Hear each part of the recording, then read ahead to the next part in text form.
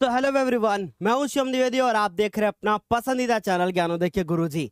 मेरे प्यारे बच्चों, आज के इस वीडियो में हम लोग डिस्कस करने वाले हैं क्लास 10th के सामाजिक विज्ञान का मॉडल पेपर।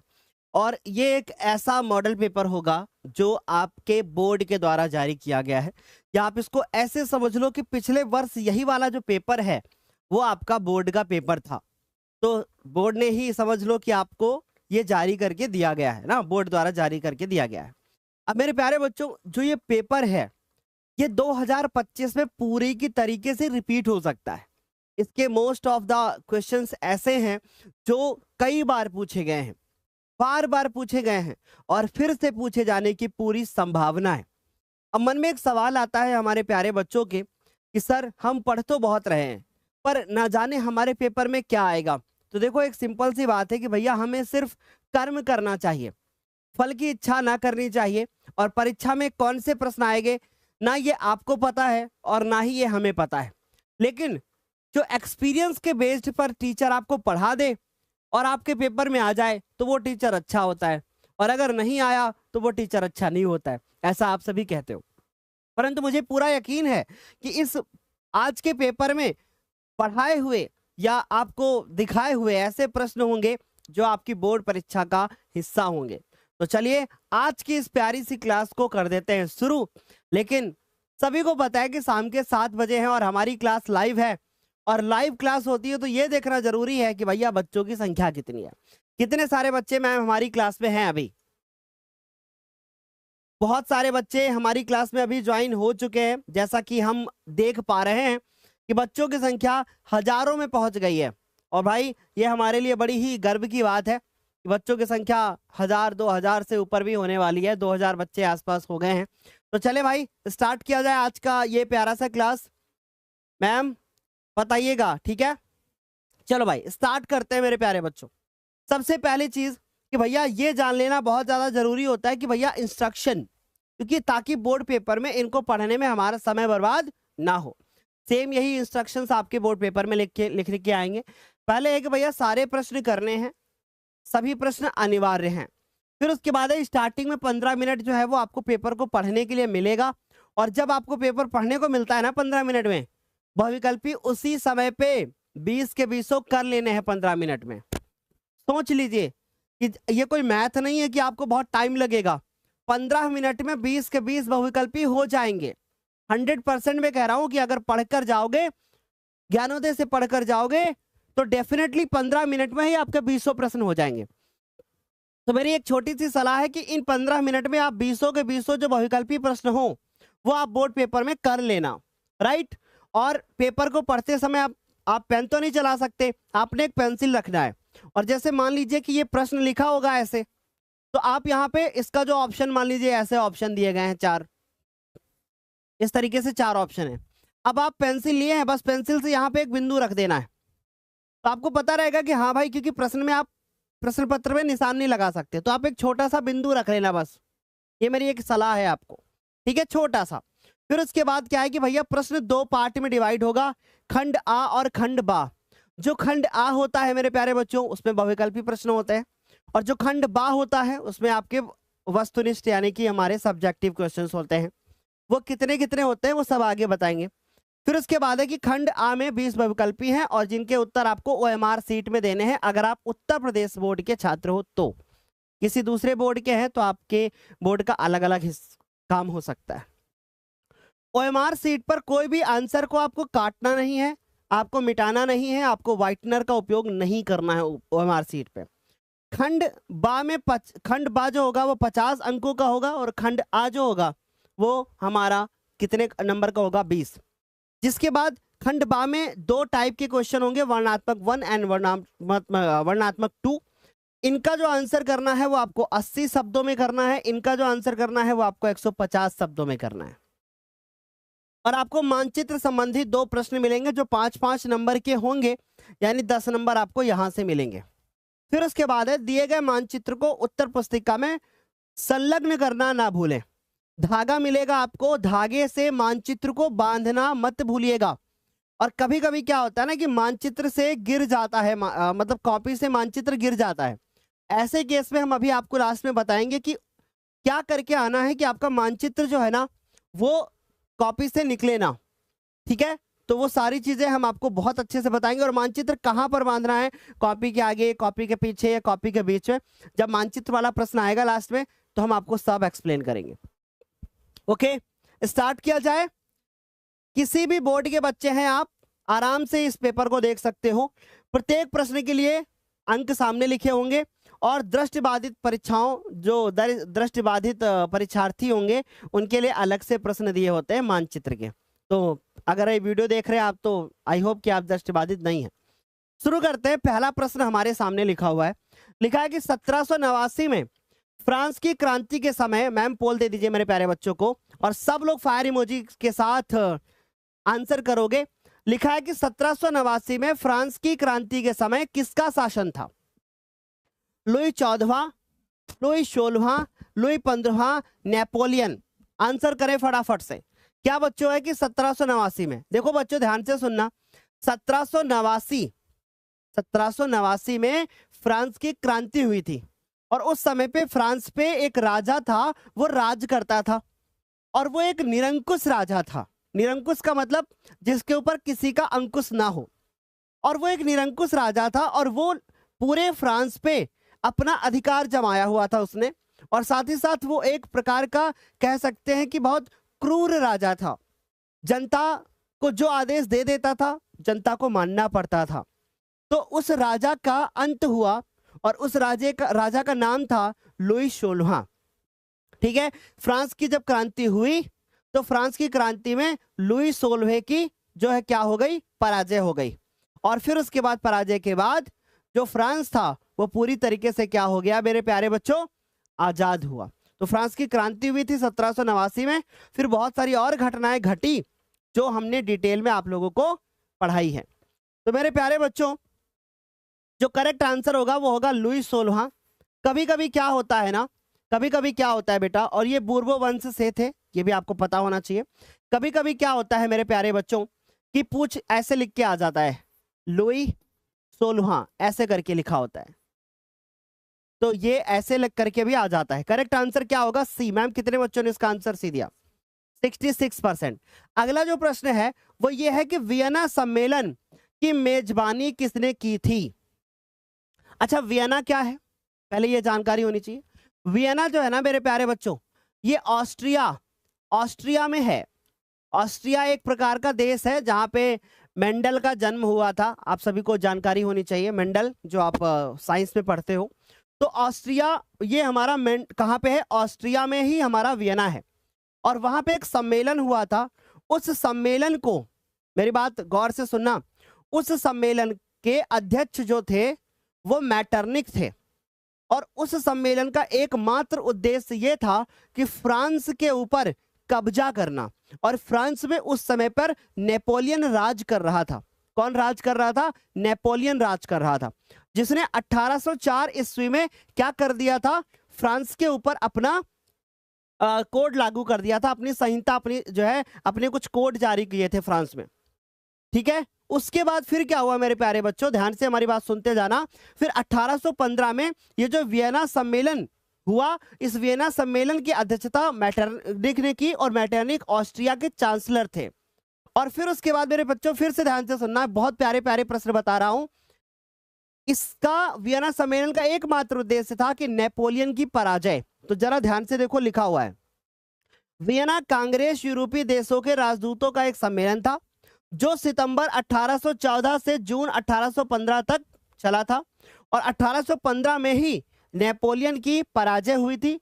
और इस वियना को आयोजित किया था कौन थे, इसकी अध्यक्षता ऑस्ट्रिया के राजा मैटरनिक ने किया था।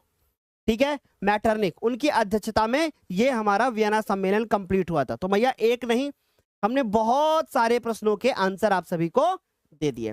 मैम कितने बच्चों ने इसका आंसर दिया है? अरे वाह, 58%। ठीक है, आ गई मेरी बात समझ में? अच्छा, आगे बढ़ूं, ये वाला प्रश्न आप सभी को दूं उससे पहले एक बात मैं बोलूंगा कि भैया ये प्रश्न, पहली बात तो बड़ा इंपॉर्टेंट है, और दूसरी बात कि दिवाली हुई थी, हमने आप सभी को दिवाली की 2 से 3 दिनों की, 3 से शायद 3 या 4 दिनों की मैंने छुट्टी दी, लगभग 4 दिनों की छुट्टी दी।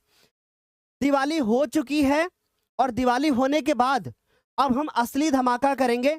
रोज शाम को 7 बजे इस चैनल पे क्लास लेना मत भूलना। बहुत सारे चैप्टर्स, बहुत सारा मॉडल पेपर, बहुत सारे PYQs, बहुत सारी चीजें हमारी चल रही हैं। आप सभी लोग डेली शाम को 7 बजे इस चैनल से क्लास लेना ना भूलें। लगभग 3000 बच्चे अभी लाइव हैं। Thank you so much. और सारे बच्चे अगर हो सके तो आप लोग इस वीडियो को फटाफट से लाइक कर दो। हम आप लोगों को बहुत अच्छी तरीके से जो भी क्लासेस हो पाएंगी पूरा कोशिश करेंगे कि भाई आप सभी को सब कुछ दे। अगला प्रश्न है कि चौरी चौरा कांड किस वर्ष घटित हुआ था? देखो जरा गौर से सुनना। सबसे पहले आया रॉलेट एक्ट। रॉलेट एक्ट आने के बाद फिर आया जालियांवाला बाग हत्याकांड। ठीक है, जालियांवाला बाग हत्याकांड आया, फिर हुआ असहयोग आंदोलन। बहुत अच्छे से कहानी सुनते जाना। असहयोग आंदोलन, जब असहयोग आंदोलन समाप्त हुआ तो असहयोग आंदोलन के समाप्त होने का मेन कारण था मेरे प्यारे बच्चों चौरी चौरा कांड। चौरी चौरा कांड ये आप सभी को पता होना चाहिए कि उत्तर प्रदेश के गोरखपुर जिले में, वर्तमान में गोरखपुर जिले में ये हमारा चौरी चौरा नामक एक स्थान है, जहां पे जो पुलिस थी, पुलिस किसकी थी बेटा? ब्रिटिश सरकार की पुलिस थी। उसके ऊपर भारतीयों ने क्या कर दिया था? बहुत ध्यान से हमारी बात को सुनने की कोशिश करिएगा। जो पुलिस थे उन्होंने गोलियां चला दी थी। उसके बाद जो भारतीय थे उन्होंने पूरा का पूरा पुलिस स्टेशन ही जला दिया था। और जब पुलिस स्टेशन उन्होंने जला दिया था तो भाई आप जाहिर सी बात है कि गांधी जी तो कहते थे कि सत्य के मार्ग पे चलना है, ये तो असत्य के मार्ग पे चल रहे हैं, अहिंसा के मार्ग पे चलना शुरू हो गया था। तो असहयोग आंदोलन समाप्त किया गया था। तो आप समझे, मैंने पूरी कहानी आपको बता दी। तो अब जाहिर सी बात है कि आप समझ गए होंगे कि भैया जब जलियांवाला बाग नामक हत्याकांड 1919 में हुआ तो उसके बाद ही होगा। तो उसके बाद के ही ऑप्शन दिए गए हैं। चौरी चौरा नामक जो हमारा कांड हुआ जिसमें थाने को जला दिया गया, वो वर्ष 1922 में हुआ था। ये चैप्टर हमने YouTube के ऊपर बहुत अच्छे से 2 घंटे 50 मिनट में पढ़ा रखा है। आप लोग वो वाला वीडियो जरूर देखना। ठीक है, आगे चलते हैं मेरे प्यारे बच्चों। इसके बाद है हमारे पास अफ्रीका में रिंडर पेस्ट क्या था? रिंडर पेस्ट, सबसे पहले बहुत अच्छे से सुनना। रिंडर पेस्ट, ये रिंडर पेस्ट अफ्रीका में फैलाया गया था क्योंकि अफ्रीका के लोग जो थे ना वो बहुत धनी होते थे।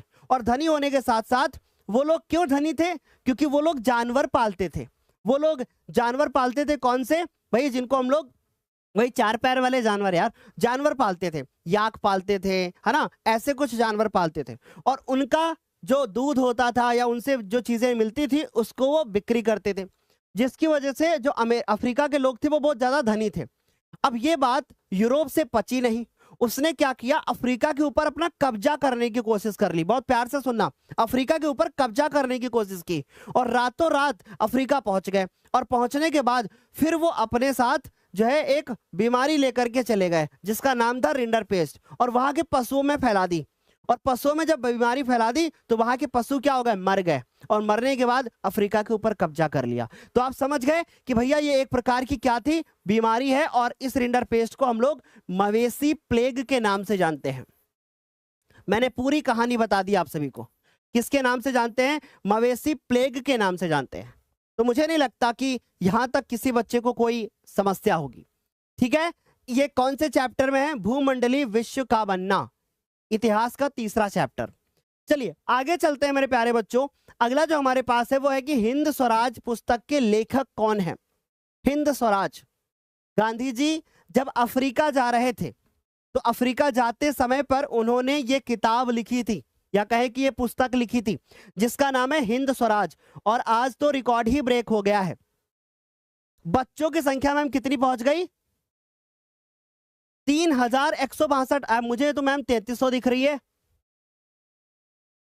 3162 मतलब मान के चलते हैं कि 3162 का मतलब 3200। मुझे अभी 3300 दिख रहा था।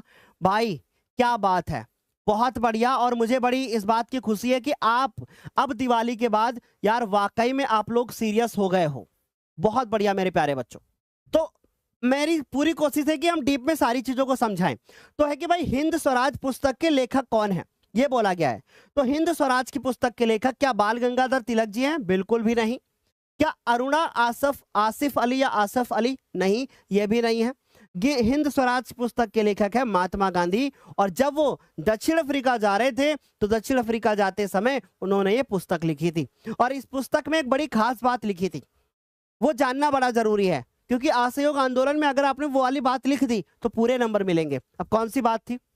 महात्मा गांधी जी ने अपनी हिंद स्वराज पुस्तक में एक बात लिखी थी कि हम भारतीय यदि इन अंग्रेजों को सहयोग देना बंद कर दें तो इनकी सरकार नहीं चल पाएगी, इनकी सरकार नहीं चल पाएगी। और इसी का फायदा उठा करके गांधी जी ने असहयोग आंदोलन चालू किया। पर जब असहयोग आंदोलन चालू किया तो फिर अंग्रेजों की सरकार तो चल रही थी, तो गांधी जी की ये बात क्या हो गई? असत्य साबित हो गई, क्योंकि भारतीयों को जीवन जीने के लिए चाहिए थी चीजें जो अंग्रेजों से मिलती थी। फिर क्या हुआ? भुखमरी फैल गई, है ना, अहिंसा होने लगी। गांधी जी ने कहा असहयोग आंदोलन खत्म। समझ गए? अब मेरे प्यारे बच्चों आगे है हमारे पास कि श्रीलंका को ब्रिटेन से स्वतंत्रता कब प्राप्त हुई थी? यार ये ब्रिटेन वाले जहां जाते थे वहीं पे घुस जाते थे क्या? जहां पाते थे वहीं पे। ये अफ्रीका को हरा करके आए, है ना, क्योंकि यूरोपीय हैं तो ये अफ्रीका को हरा करके आए। अमेरिका को भी इन्होंने हरा दिया था, बस चीन से को नहीं हरा पाए थे, क्योंकि चीन ने कहा कि मैं इनके साथ कोई व्यापार नहीं करूंगा, तो वो चीन को नहीं हरा पाए थे। बस श्रीलंका चले गए, भारत में फूट डाल दी, राजनीति कर दी भारत में। यार ये ब्रिटेन वाले तो बहुत खतरनाक है। तो बस आपको एक बात याद रखना है कि भारत 1947 में क्या हुआ? आजाद हुआ। तो भारत अगर 1947 में आजाद हुआ तो श्रीलंका उसके एक साल बाद आजाद हुआ। नीचे आता है ना भारत से, तो बस इतना याद रखना है। तो भैया 1948 में ये आजाद हुआ था हमारा श्रीलंका। कितने बच्चों ने मैम इसका करेक्ट आंसर दिया है? जी 71%। क्या बात है, बहुत बढ़िया। अगला जो हमारे पास है कि बेल्जियम की सीमाएं किन देशों से लगती हैं?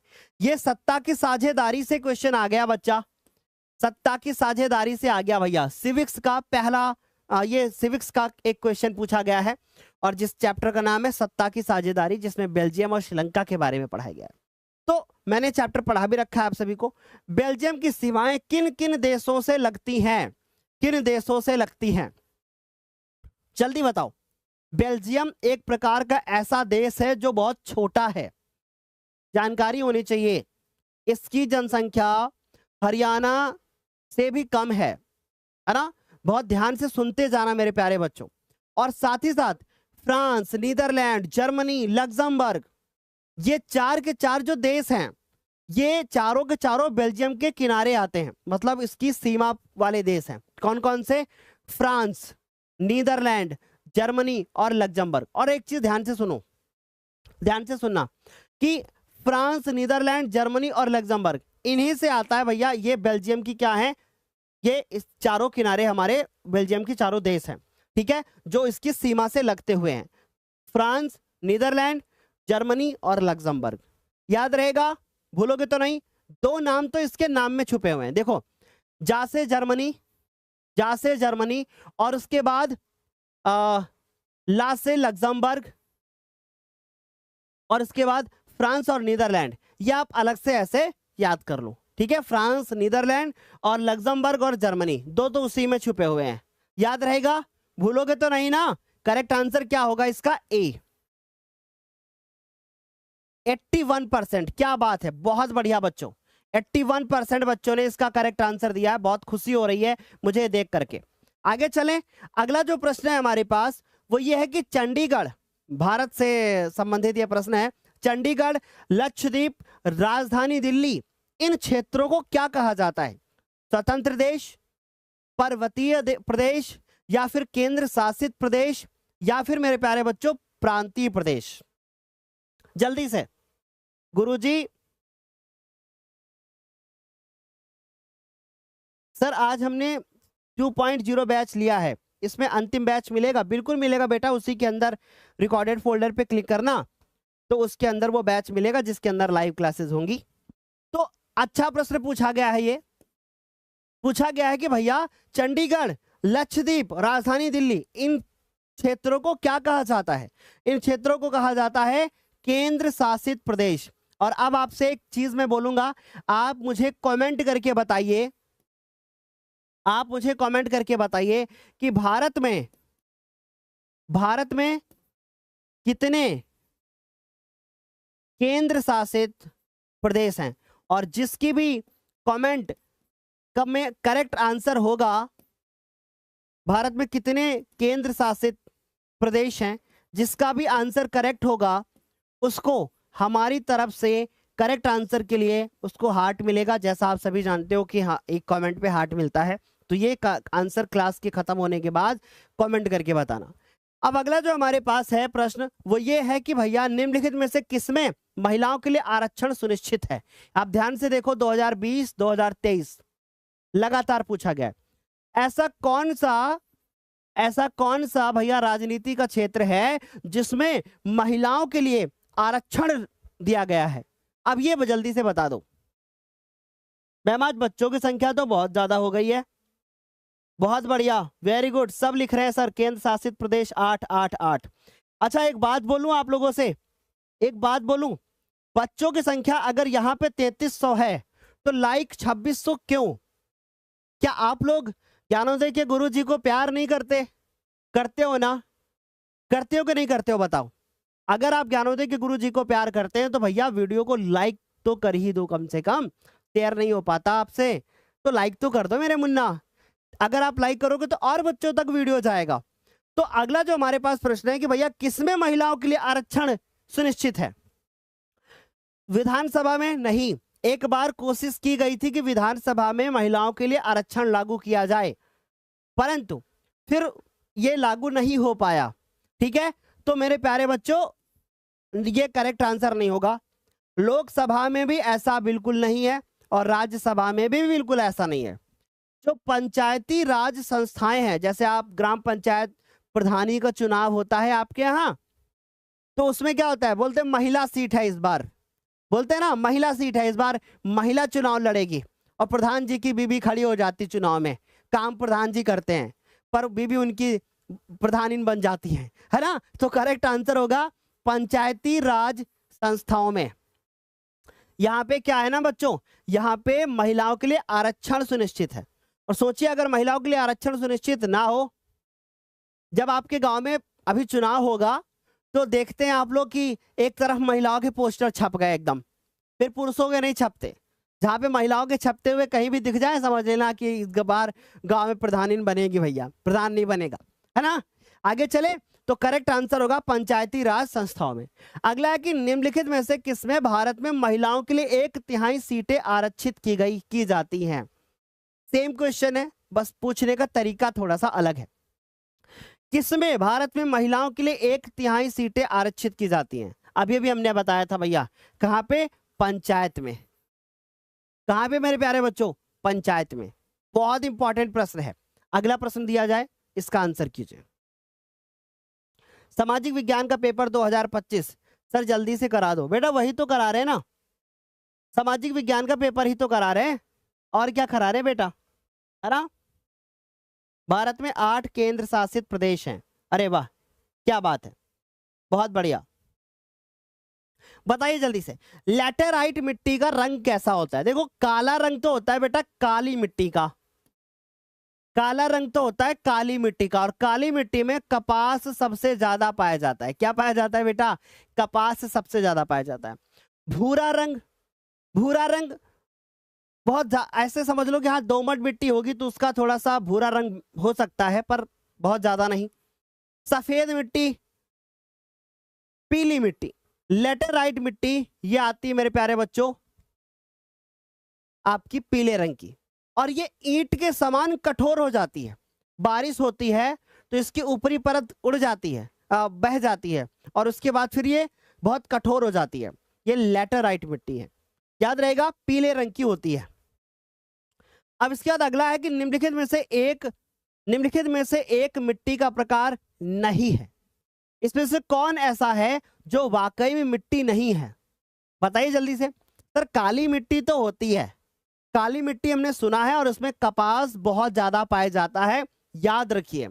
ठीक है, तो भैया काली मिट्टी में मतलब कपास उगाया जाता है, पाया नहीं, उगाया जाता है। लैटेराइट मिट्टी होती है सर पीले रंग की, अभी अभी आपने बताया था। सर पीली मिट्टी भी होती है, जो कि आपने बताया कि लैटेराइट मिट्टी ही होती है। तो बचा कौन? सीमेंट। सीमेंट मिट्टी नहीं होती, सीमेंट बेटा मिट्टी नहीं होती, सीमेंट में क्या क्या होता है नोट करो। सीमेंट में होता है बेटा कैल्शियम, नोट करना बेटा बच्चों ध्यान से। सीमेंट में पाया जाता है कैल्शियम, सीमेंट में पाया जाता है प्लास्टर ऑफ पेरिस या कहें कि जिप्सम, सीमेंट में पाया जाता है जिप्सम का चूर्ण, जिप्सम पाया जाता है, और कुछ पत्थर को पीस करके सीमेंट में मिला दिया जाता है। ठीक है, तो कैल्शियम, जिप्सम, पत्थर ये पाए जाते हैं सीमेंट के अंदर। याद रहेगा, भूलोगे तो नहीं ना? अरे वाह क्या बात है। आगे चलते हैं बच्चों। चिपको आंदोलन सुंदरलाल बहुगुणा जोशी द्वारा उत्तराखंड के किस जिले में चलाया गया? तो देखो पहले एक बात ध्यान से सुनो, इस प्रश्न में बहुत सारे प्रश्न छुपे हुए हैं। पहली बात कि चिपको आंदोलन किसने चलाया? सुंदरलाल बहुगुणा द्वारा चलाया गया। और गौरा देवी, दो नाम याद रखो, गौरा देवी और सुंदरलाल बहुगुणा जोशी, ये दो नाम आपको याद रखना है।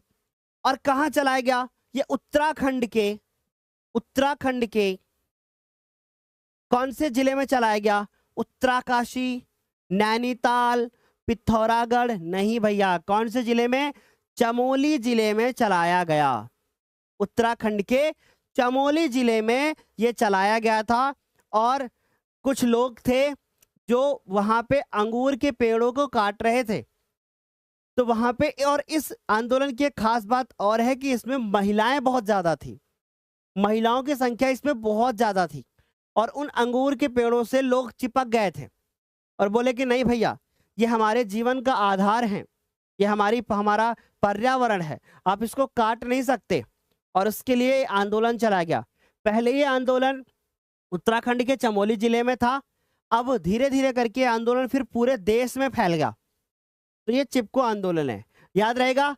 तो ये चिपको आंदोलन पूरे देश में फैला और वहां पर लोगों ने पेड़ों की रक्षा करना सीख लिया। आगे बच्चों हमारे पास कि भारतीय वन्य जीवन संरक्षण अधिनियम सर्वप्रथम कब लागू किया गया था? बहुत ही बढ़िया प्रश्न है, बहुत इंपॉर्टेंट है।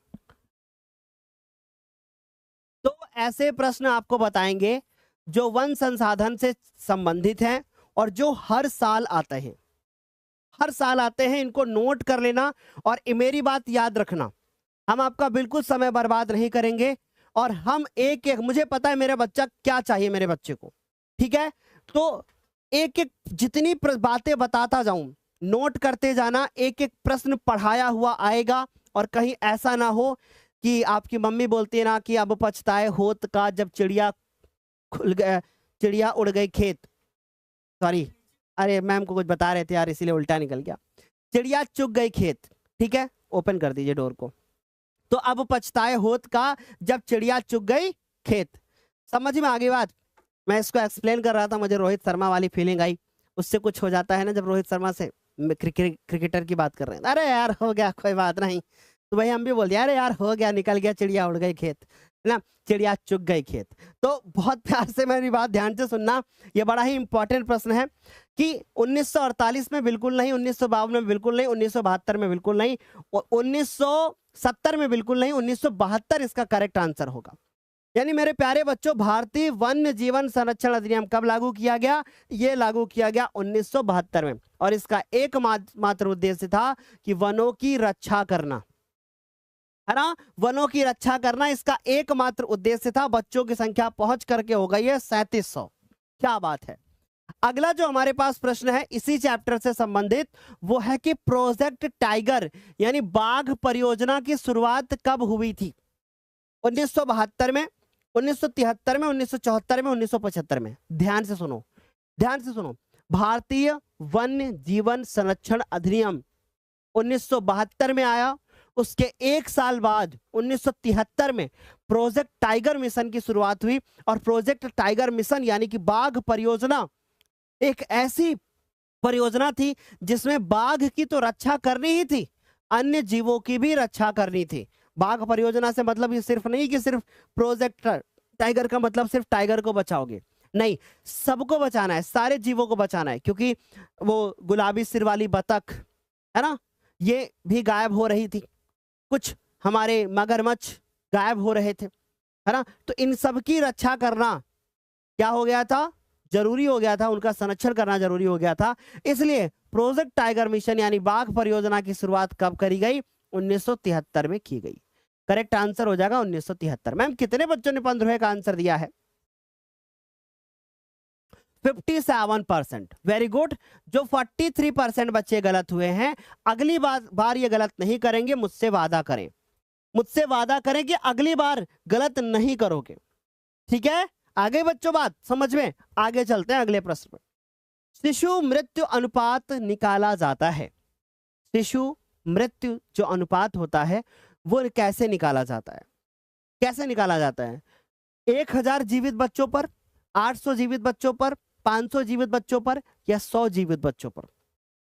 शिशु मृत्यु अनुपात, मान लीजिए कि कहीं पर या किसी भी एक प्रदेश में 100 शिशु मर जाते हैं, तो वहां पे अनुपात निकालने के लिए हमें क्या करना पड़ेगा कि भैया 100 लोग मर जाते हैं, तो 1000 में 100 लोग मर जाते हैं, इसका मतलब शिशु मृत्यु अनुपात निकालना है। तो हम बोलेंगे कि भैया 100/1000, यानी इसमें हमें क्या करना है, 1000 जीवित बच्चों पर उन बच्चों की संख्या को निकालना है जिनकी मृत्यु हो गई है। तो करेक्ट आंसर होगा इसका 1000 जीवित बच्चों पर। अब एक प्रश्न आपसे पूछ लूं, आपसे एक प्रश्न पूछ लूं, आपसे एक प्रश्न पूछ लूं। ऐसा कौन सा राज्य है, ऐसा कौन सा राज्य है जो सबसे ज्यादा शिक्षित है? जल्दी बताओ, ऐसा कौन सा राज्य है जो सबसे ज्यादा शिक्षित है? जल्दी बताइए। ऑप्शन है हरियाणा, उत्तर प्रदेश, केरल। जल्दी बताएं। तो सबसे ज्यादा शिक्षित जो प्रदेश है वो कौन सा है भैया, जिसमें शिक्षा स्तर बहुत अच्छा है? तो शिक्षा के मामले में केरल, केरल सबसे ज्यादा शिक्षित है ना। ये बात याद रखिएगा। वहां पे जो शिक्षा का स्तर है वो बहुत ज्यादा ऊंचा है, यह याद रखना।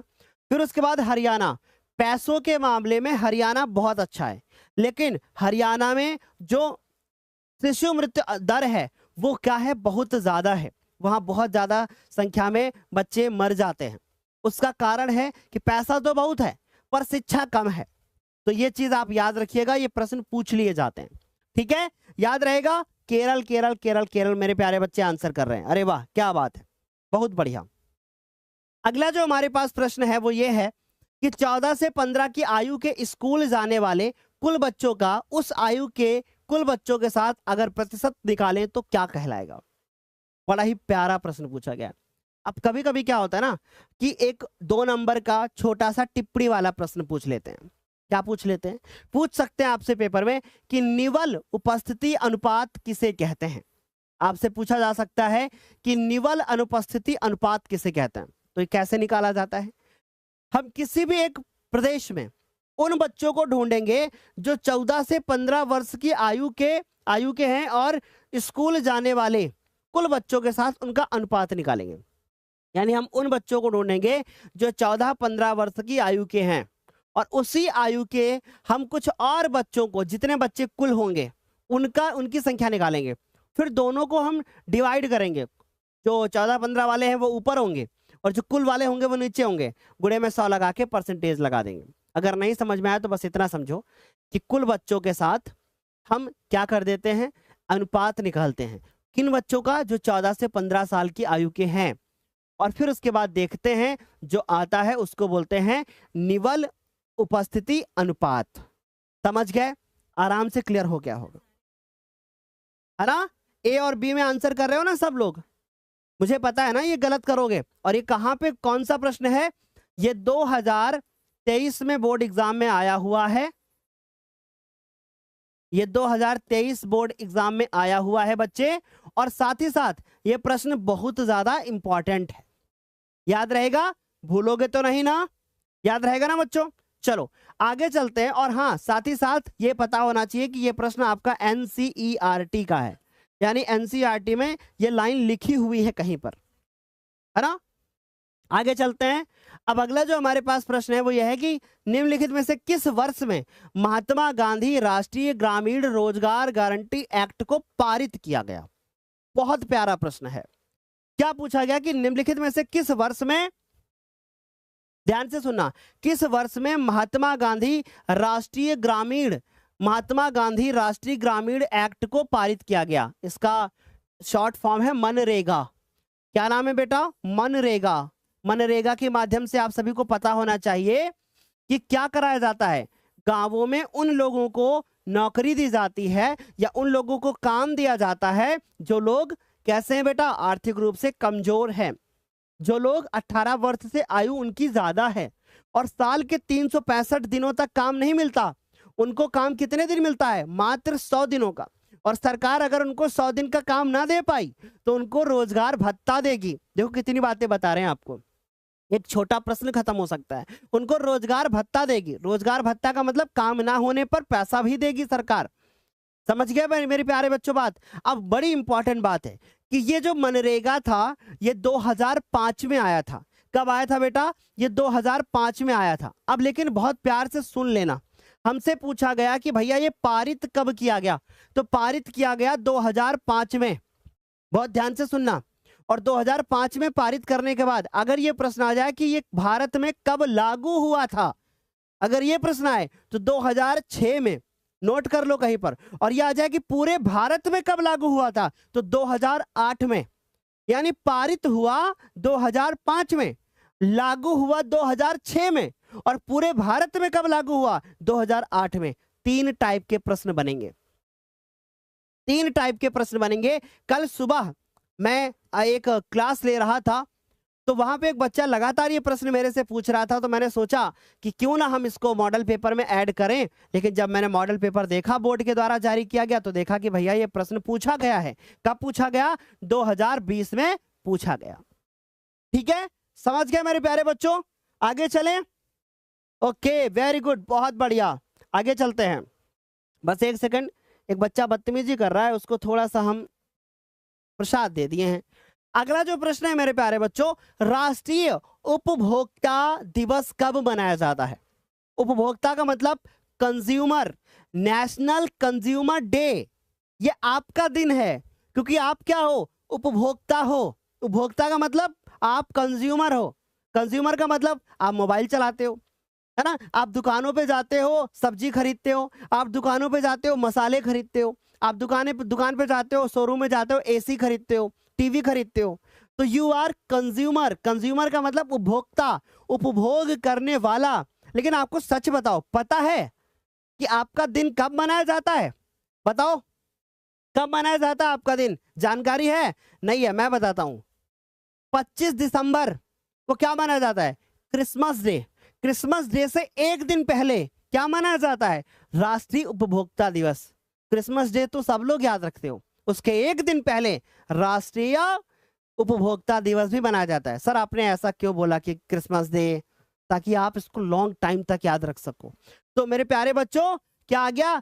24 दिसंबर करेक्ट आंसर हो गया। मैम कितने बच्चों ने करेक्ट आंसर दिया? 48%। और ये प्रश्न 2024 का पूछा गया है, भूलोगे तो नहीं? 24 दिसंबर को मनाया जाता है राष्ट्रीय उपभोक्ता दिवस। अब अगला जो प्रश्न है वो यह है कि मुद्रा का आविष्कार किस प्रणाली के दोषों को दूर करने के लिए किया गया? यानी आपने कभी ये सोचा कि भैया पैसा बनाया क्यों गया?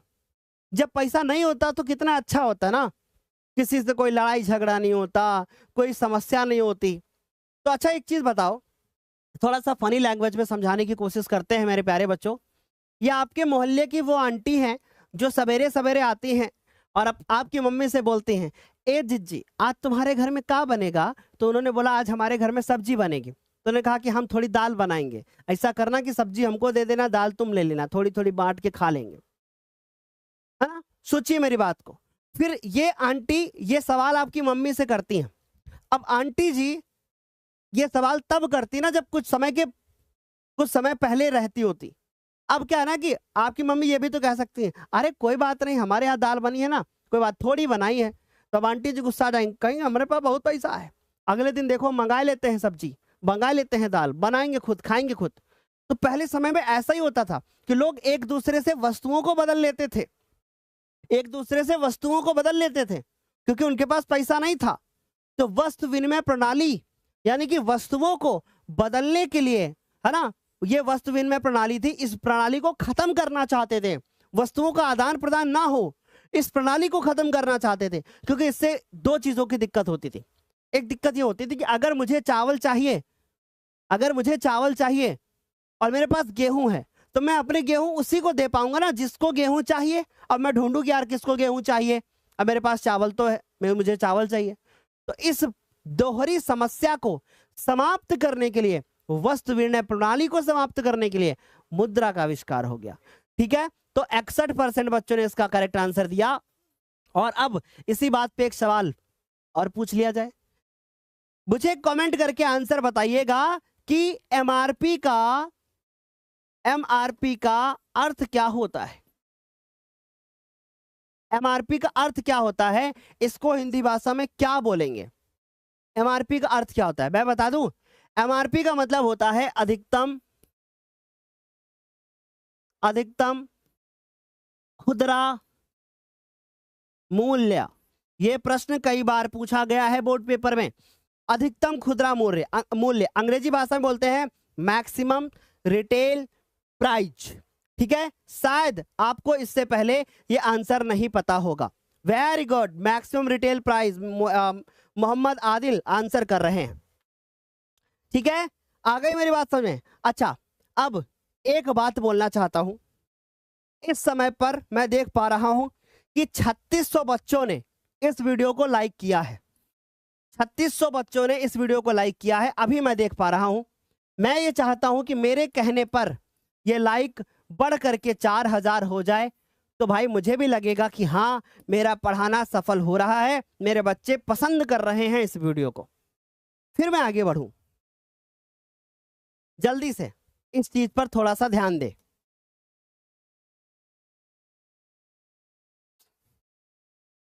जल्दी से, वेरी गुड, 3600 हो गए। कितने प्रश्न आपके करेक्ट हुए बताओ जल्दी से। बहुत बढ़िया, वेरी गुड। बढ़कर के लाइक हो गए हैं लगभग 3700। अगर सब लोग जल्दी से लाइक कर दोगे तो बहुत अच्छा लगेगा। ठीक है, चलो आगे चलते हैं मेरे प्यारे बच्चों। वेरी गुड, 3800 हो गए।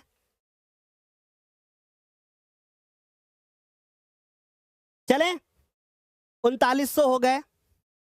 थोड़े से बचे हैं अब, 3900 हो गए। 4000 होने में मात्र 10 बचा हुआ है। अब फटाफट से कर दो। चलो आगे बढ़ते हैं, 10 हो जाएगा अभी। तो मेरे प्यारे बच्चों, अब हमारे पास जो प्रश्न आएंगे वो आएंगे बच्चों कैसे, 4 नंबर के। 4 नंबर का एक प्रश्न पूछा गया है कि भैया ये बताइए कि फ्रांस की क्रांति के मुख्य कारण क्या थे, और आपको वो आंसर संक्षेप में बताना है। लगभग 80 शब्दों में बताना है। कितने शब्दों में बताना है? 80 शब्दों में बताना है। तो देखिए जरा ध्यान से, फ्रांस की क्रांति के मुख्य कारण क्या थे, मैं बहुत प्यार से बताता हूं। जब फ्रांस की क्रांति कब हुई? फ्रांस की क्रांति हुई 1789 में। कब हुई? 1789 में हुई। फ्रांस की क्रांति जब 1789 में हुई, उस समय पर वहां पे कौन राजा था? वहां पे लुई 16वां राजा था। वो राजा कैसा था? वो राजा निरंकुश था। वो राजा निरंकुश था, और राजा निरंकुश होने के साथ साथ जनता उसके ऊपर अपना अधिकार नहीं दिखा सकती थी, या वो जनता से जो कहता था वही होता था। तो ये एक मुख्य कारण था कि वहां का राजा निरंकुश था। यहीं से सारी समस्याएं उत्पन्न हुई। तो इसीलिए लिखा है कि 1789 में फ्रांस में हुई क्रांति वहां के लुई वंश के शासन का अंत हो गया। वहां पर लोकतंत्र की स्थापना की गई। और इस क्रांति का मुख्य कारण क्या था? पहला कारण था कि वहां पे जो राजा था वो अयोग्य था। अयोग्य का मतलब क्या होता है बेटा? कि वहां का जो राजा था वो कैसा था? उस गद्दी के योग्य नहीं था।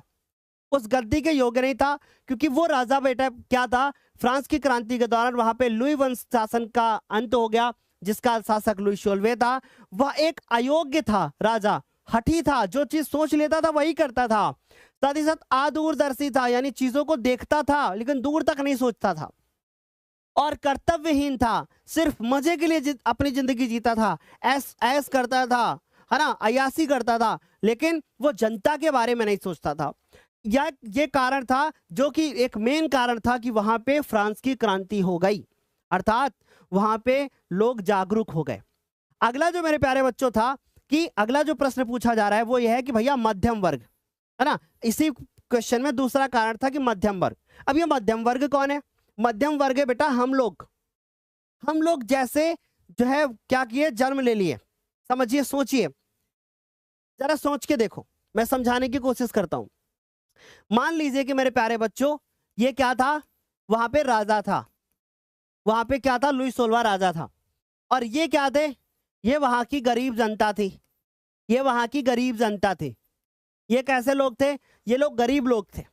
यानी ये लोग कैसे थे मेरे प्यारे बच्चों? गरीब थे, असहाय थे, है ना। अब क्या हुआ कि वहां पे एक क्रांति हो गई, और वो क्रांति कैसी हुई? औद्योगिक क्रांति हो गई। लोगों ने खेती करना शुरू कर दिया। जब लोगों ने खेती करना शुरू किया, उनके पास पैसा आया, ठीक है, औद्योगिक क्रांति हुई। तो फिर राजा और गरीब, यानी कि मेरे प्यारे बच्चों आप ऐसे समझो, ये उच्च वर्ग, राजा किस में आता था? उच्च वर्ग में आता था, और राजा के साथ साथ और कुछ ऐसे लोग थे जो राजा का के साथ रहते थे, और ये था निम्न वर्ग।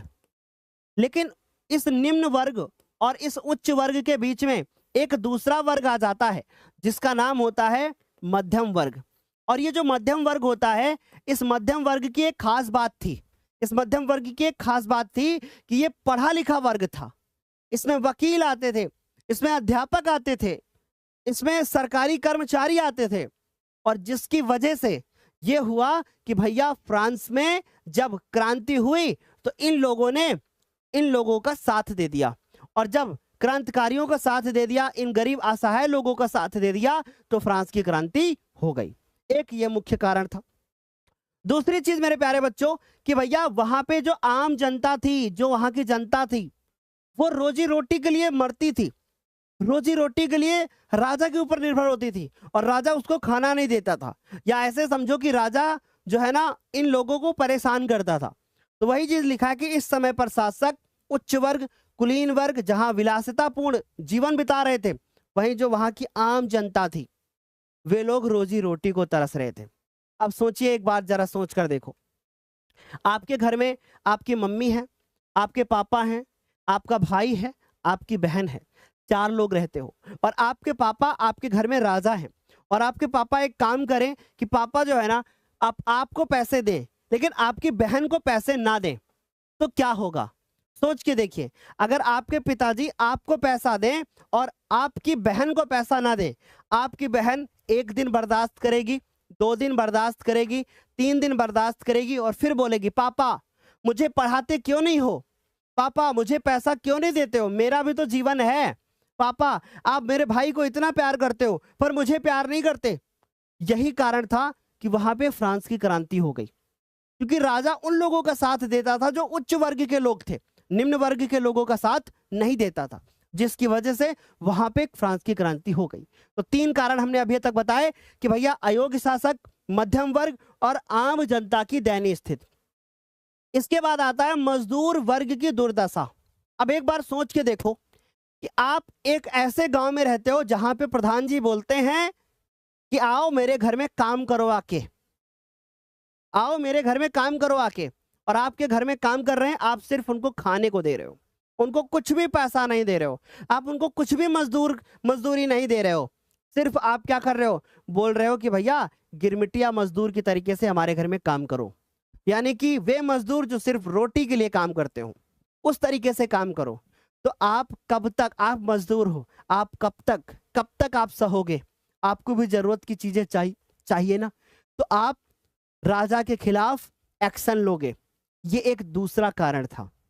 तो वही चीज बताया कि इस समय फ्रांस में जो उद्योग स्थापित हुए उसमें मजदूर काम करते थे, और मजदूरों को काम करने के लिए कोई भी स्वास्थ्य वर्धक परिस्थितियां नहीं थी, यानी जबरदस्ती काम कराया जाता था, ना ही इनके काम के घंटे निश्चित थे, भैया कंटिन्यू काम करना है, कंटिन्यू काम करना है, और ना ही उनको उचित वेतन मिलता था, उनको पैसा नहीं मिलता था। और अगर कोई मजदूर किसी दुर्घटना का शिकार हो जाए तो उसको कोई मुआवजा नहीं मिलता था, उसको कोई भी मुआवजा नहीं मिलता था, कुछ भी पैसा नहीं दिया जाता था। ये एक दूसरा कारण था। तो मैंने 4 कारण बताए। कौन कौन से कारण बताए चारों? कि भैया राजा वहां का अयोग्य था, वहां पे मध्यम वर्ग का उदय हो गया, वहां पे आम जनता की दयनीय स्थिति थी, और वहां पे अगला जो स्टेप है वो ये है कि भैया वहां पे लोग जो वहां के मजदूर थे उनकी दुर्दशा हो रही थी। क्या यहां तक इतनी बात समझ में आ गई? सर विलासितापूर्ण जीवन क्या होता है? विलासितापूर्ण जीवन क्या होता है? देखो जरा ध्यान से, मैंने क्या बताया? विलासितापूर्ण का मतलब ऐसो आराम, ऐसो आराम, पैसे, खूब पैसे हैं, महंगी महंगी गाड़ियों में घूम रहे हैं, है ना, खूब पैसा है, समझ रहे? सोना चांदी भरा हुआ है, उसको बोलते हैं विलासितापूर्ण जीवन। आगे चलें। अगला जो हमारे पास प्रश्न है वो ये है कि भैया विकेंद्रीकरण का क्या अर्थ है? इसके लिए भारतीय संविधान में क्या व्यवस्था दी गई है? इन्हीं 4 व्यवस्थाओं का उल्लेख कीजिए, ऐसा प्रश्न आएगा। तो पहले बात तो ये समझो, विकेंद्रीकरण का मतलब कि सत्ता का विकेंद्रीकरण। इसमें क्या होता है बट बेटा, जो केंद्र सरकार और राज्य सरकार से शक्तियां लेकर के स्थानीय सरकारों को, यानी कि ग्राम पंचायत, क्षेत्र पंचायत, नगर पंचायत, इनको दे दिया जाता है, इसी को बोलते हैं सत्ता का विकेंद्रीकरण। नहीं बात समझ में आई? जैसे इमेजिन करो कि ये भारत है, और भारत में 2 प्रकार की सरकारें हैं। एक भारत में कैसी सरकार है? संघ सरकार है। और एक भारत में कैसी है सरकार? राज्य सरकार है। संघ सरकार एक ऐसी सरकार है जो भारत की सरकार है, जिसको केंद्र सरकार के नाम से जानते हैं, ठीक है। एक राज्य सरकार, हर राज्य की अपनी अपनी क्या है? सरकार है। कुछ अधिकार, कुछ इनकी बातें इनको माननी पड़ेंगी, कुछ इनकी बातें इनको माननी पड़ेंगी, कुछ, सब नहीं। इनको अपना हक है, इनको अपना हक है। लेकिन राज्य सरकार के बाद भी भारत में और सरकारें हैं, जैसे नगर पंचायत, जैसे नगर पालिका, जैसे ग्राम पंचायत। ग्राम पंचायत के बाद भी भारत के अंदर पंचायतों में भी बीडीसी आपने सुना होगा, है ना, पंच, ऐसी चीजें सुनी होगी। तो सबको अपनी अपनी शक्तियां मिलेंगी कि अगर राज्य सरकार बोल दे कि यह काम नहीं होना चाहिए, तो केंद्र सरकार नहीं कर सकती। समझने की कोशिश करें, इसी को बोलते हैं विकेंद्रीकरण। तो भारत में ऐसा ही है। भारत में क्या है कि भैया भारत में सत्ता जो है ना वो विभाजित है। कैसे विभाजित है? संघ में और राज्य में, 2 भागों में भारत की सत्ता क्या विभाजित है। फिर उसके बाद वहां पे भारत में ग्राम पंचायत भी है, क्षेत्र पंचायत भी है, और नगर पालिका भी है। और ये क्या है ना भैया, अलग अलग तरीके से काम करती हैं, और सबके पास अपनी अपनी क्या है? शक्तियां हैं। ये इसी को बोलते हैं सत्ता का विकेंद्रीकरण। तो मुझे नहीं लगता यहां तक किसी को कोई दिक्कत। अब मन में एक सवाल आ रहा होगा आपके कि सर जी ये बताओ, भारत में ये विकेंद्रीकरण का मतलब क्या है? ये विकेंद्रीकरण का अर्थ क्या है? विकेंद्रीकरण का अर्थ है मेरे प्यारे बच्चों कि भैया अगर आपने सरकार में शक्तियां जो है ना वो सबको अलग अलग दे दो, इसी को बोलते हैं विकेंद्रीकरण। और दूसरी चीज कि विकेंद्रीकरण क्यों हुआ? यह विकेंद्रीकरण इसलिए हुआ क्योंकि भारत में अलग अलग जाति समूह के लोग हैं। अगर भारत में इस प्रकार की सरकार नहीं बनाई जाएगी, सत्ता का विकेंद्रीकरण नहीं किया जाएगा, तो फिर क्या होगा? लड़ाई झगड़े होंगे, सांप्रदायिक दंगे होंगे, लोग अपने अपने समाज के लिए भिड़ जाएंगे एक दूसरे से। इन सारी समस्याओं से बचने के लिए भारत में अलग अलग प्रकार की सरकारें बनाई जाती। तो आई होप ये बात आपको समझ में आ गई होगी। अब ये है मेरे प्यारे बच्चों कि विकेंद्रीकरण का मुख्य कारण यह है कि लोग अपने क्षेत्रों की समस्याओं को उचित ढंग से समझ सकते हैं। अब जैसे मान लीजिए, इमेजिन कीजिए आपके गांव का प्रधान ना होता और आप बोलते कि सर हमारे गांव में नाली नहीं खुद रही, हम लोग पानी से घर से निकलता है और रोडों पे बहता रहता है। तो ठीक है, हम आपसे क्या बोलते हैं कि भाई भारत देश में विकेंद्रीकरण नहीं है। अब आप अपनी समस्या लेकर के प्रधानमंत्री नरेंद्र मोदी जी के पास जाइए, वो आएंगे स्वयं और आपकी नाली खुदवाएंगे। क्या ऐसा पॉसिबल हो पाता? ऐसा पॉसिबल नहीं हो सकता। ऐसा पॉसिबल इसलिए नहीं हो सकता क्योंकि मोदी जी कैसे आ सकते हैं? वो किसकी किसके गांव को देखेंगे, किसकी किसकी गली को देखेंगे। इसलिए छोटी छोटी बहुत सारी सरकारें बना दी जाती हैं। इसीलिए विकेंद्रीकरण का होना जरूरी है। समझ रहे हो बच्चों? फिर उसके बाद है कि लोग इस बात को अच्छी तरीके से देखते हैं कि किस क्षेत्र में कितना पैसा खर्च करना है, और फिर ऊपर वाली सरकारें पैसा पास करती हैं और फिर उसके बाद काम आपके क्षेत्र में हो जाता है। तो आई होप यहां तक समझ में आ रहा होगा। क्या एक बार जल्दी से बता दो, क्या ये बात समझ में आ गई? एक बार जल्दी से बता दो। सर क्या इसका पीडीएफ अंतिम बैच में मिल जाएगा? बेटा अंतिम बैच में अलग पीडीएफ दिए गए हैं सोशल साइंस के, अभी ये पीडीएफ वहां अपलोड नहीं होंगे। 8 तारीख के बाद से जो क्लासेस यूट्यूब पे होंगी उनका पीडीएफ अंतिम बैच में दिया जाएगा। किसी को कोई यहां तक समस्या है?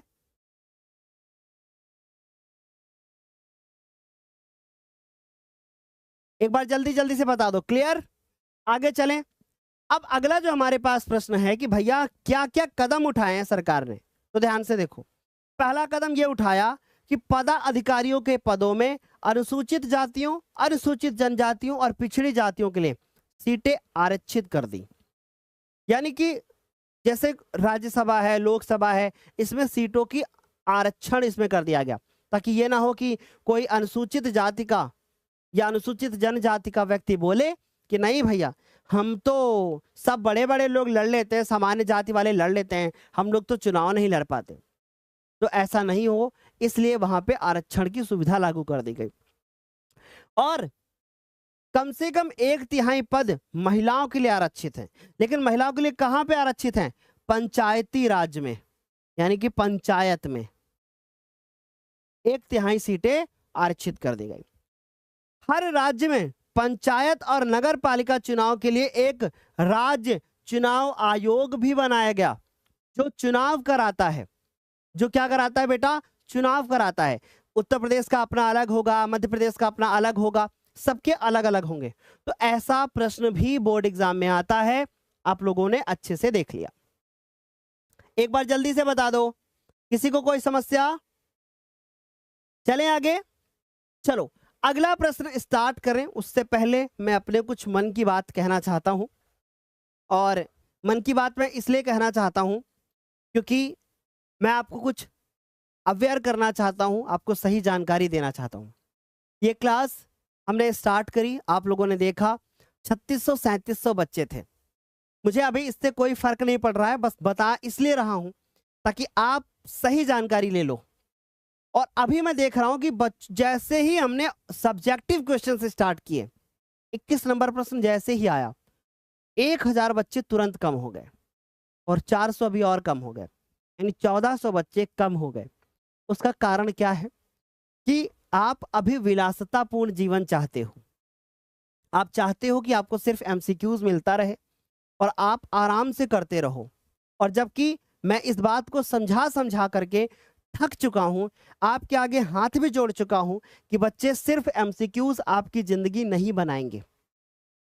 If you are not serious about your study, then मान के चलो कि असफलता ही मिलेगी, सफलता नहीं मिल सकती। तो please be serious, I request, हाथ जोड़ता हूं मैं आपके आगे कि भैया अभी आप मेहनत करना शुरू कर दो। और एक टीचर जब आपके सामने इस तरीके से रिक्वेस्ट कर रहा है, इट मींस कि अब वक्त है सीरियस होने का। इसके अलावा मैं कुछ नहीं कहूंगा। आपका भविष्य चाहता हूं, आपके बारे में सोचता हूं, आपको पढ़ाता हूं, इसलिए मैं बात बोल रहा हूं। नहीं, मुझे कोई फर्क ना पड़े आप पढ़ें या ना पढ़ें, मेरा क्या जाता है।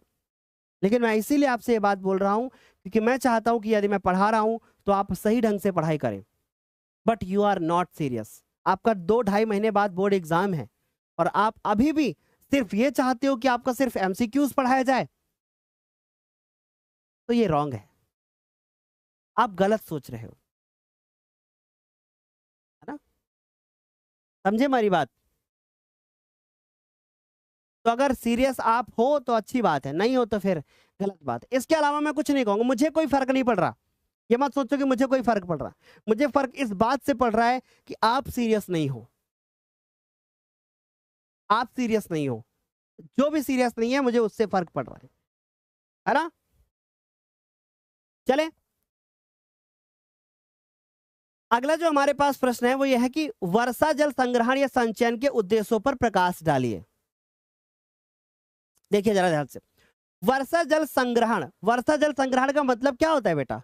वर्षा जल संग्रहण का मतलब होता है कि पानी की वर्षा अर्थात बारिश हुई और उस बारिश के पानी को आपने कहीं पर क्या कर लिया? स्टोर करके रख लिया। इसको क्या बोलते हैं? इसको बोलते हैं वर्षा जल संग्रहण। यानी बारिश के पानी को आपने स्टोर करके रखा, और जब बारिश के पानी को आपने स्टोर करके रखा, इसी को बोला जाता है वर्षा जल संग्रहण। तो आई होप यहां तक समझ कर में आ गया होगा। अब भैया बात यह कि भैया इसका उद्देश्य क्या है, यानी इसके उद्देश्य क्या है, तो समझना कोशिश करते हैं समझने की।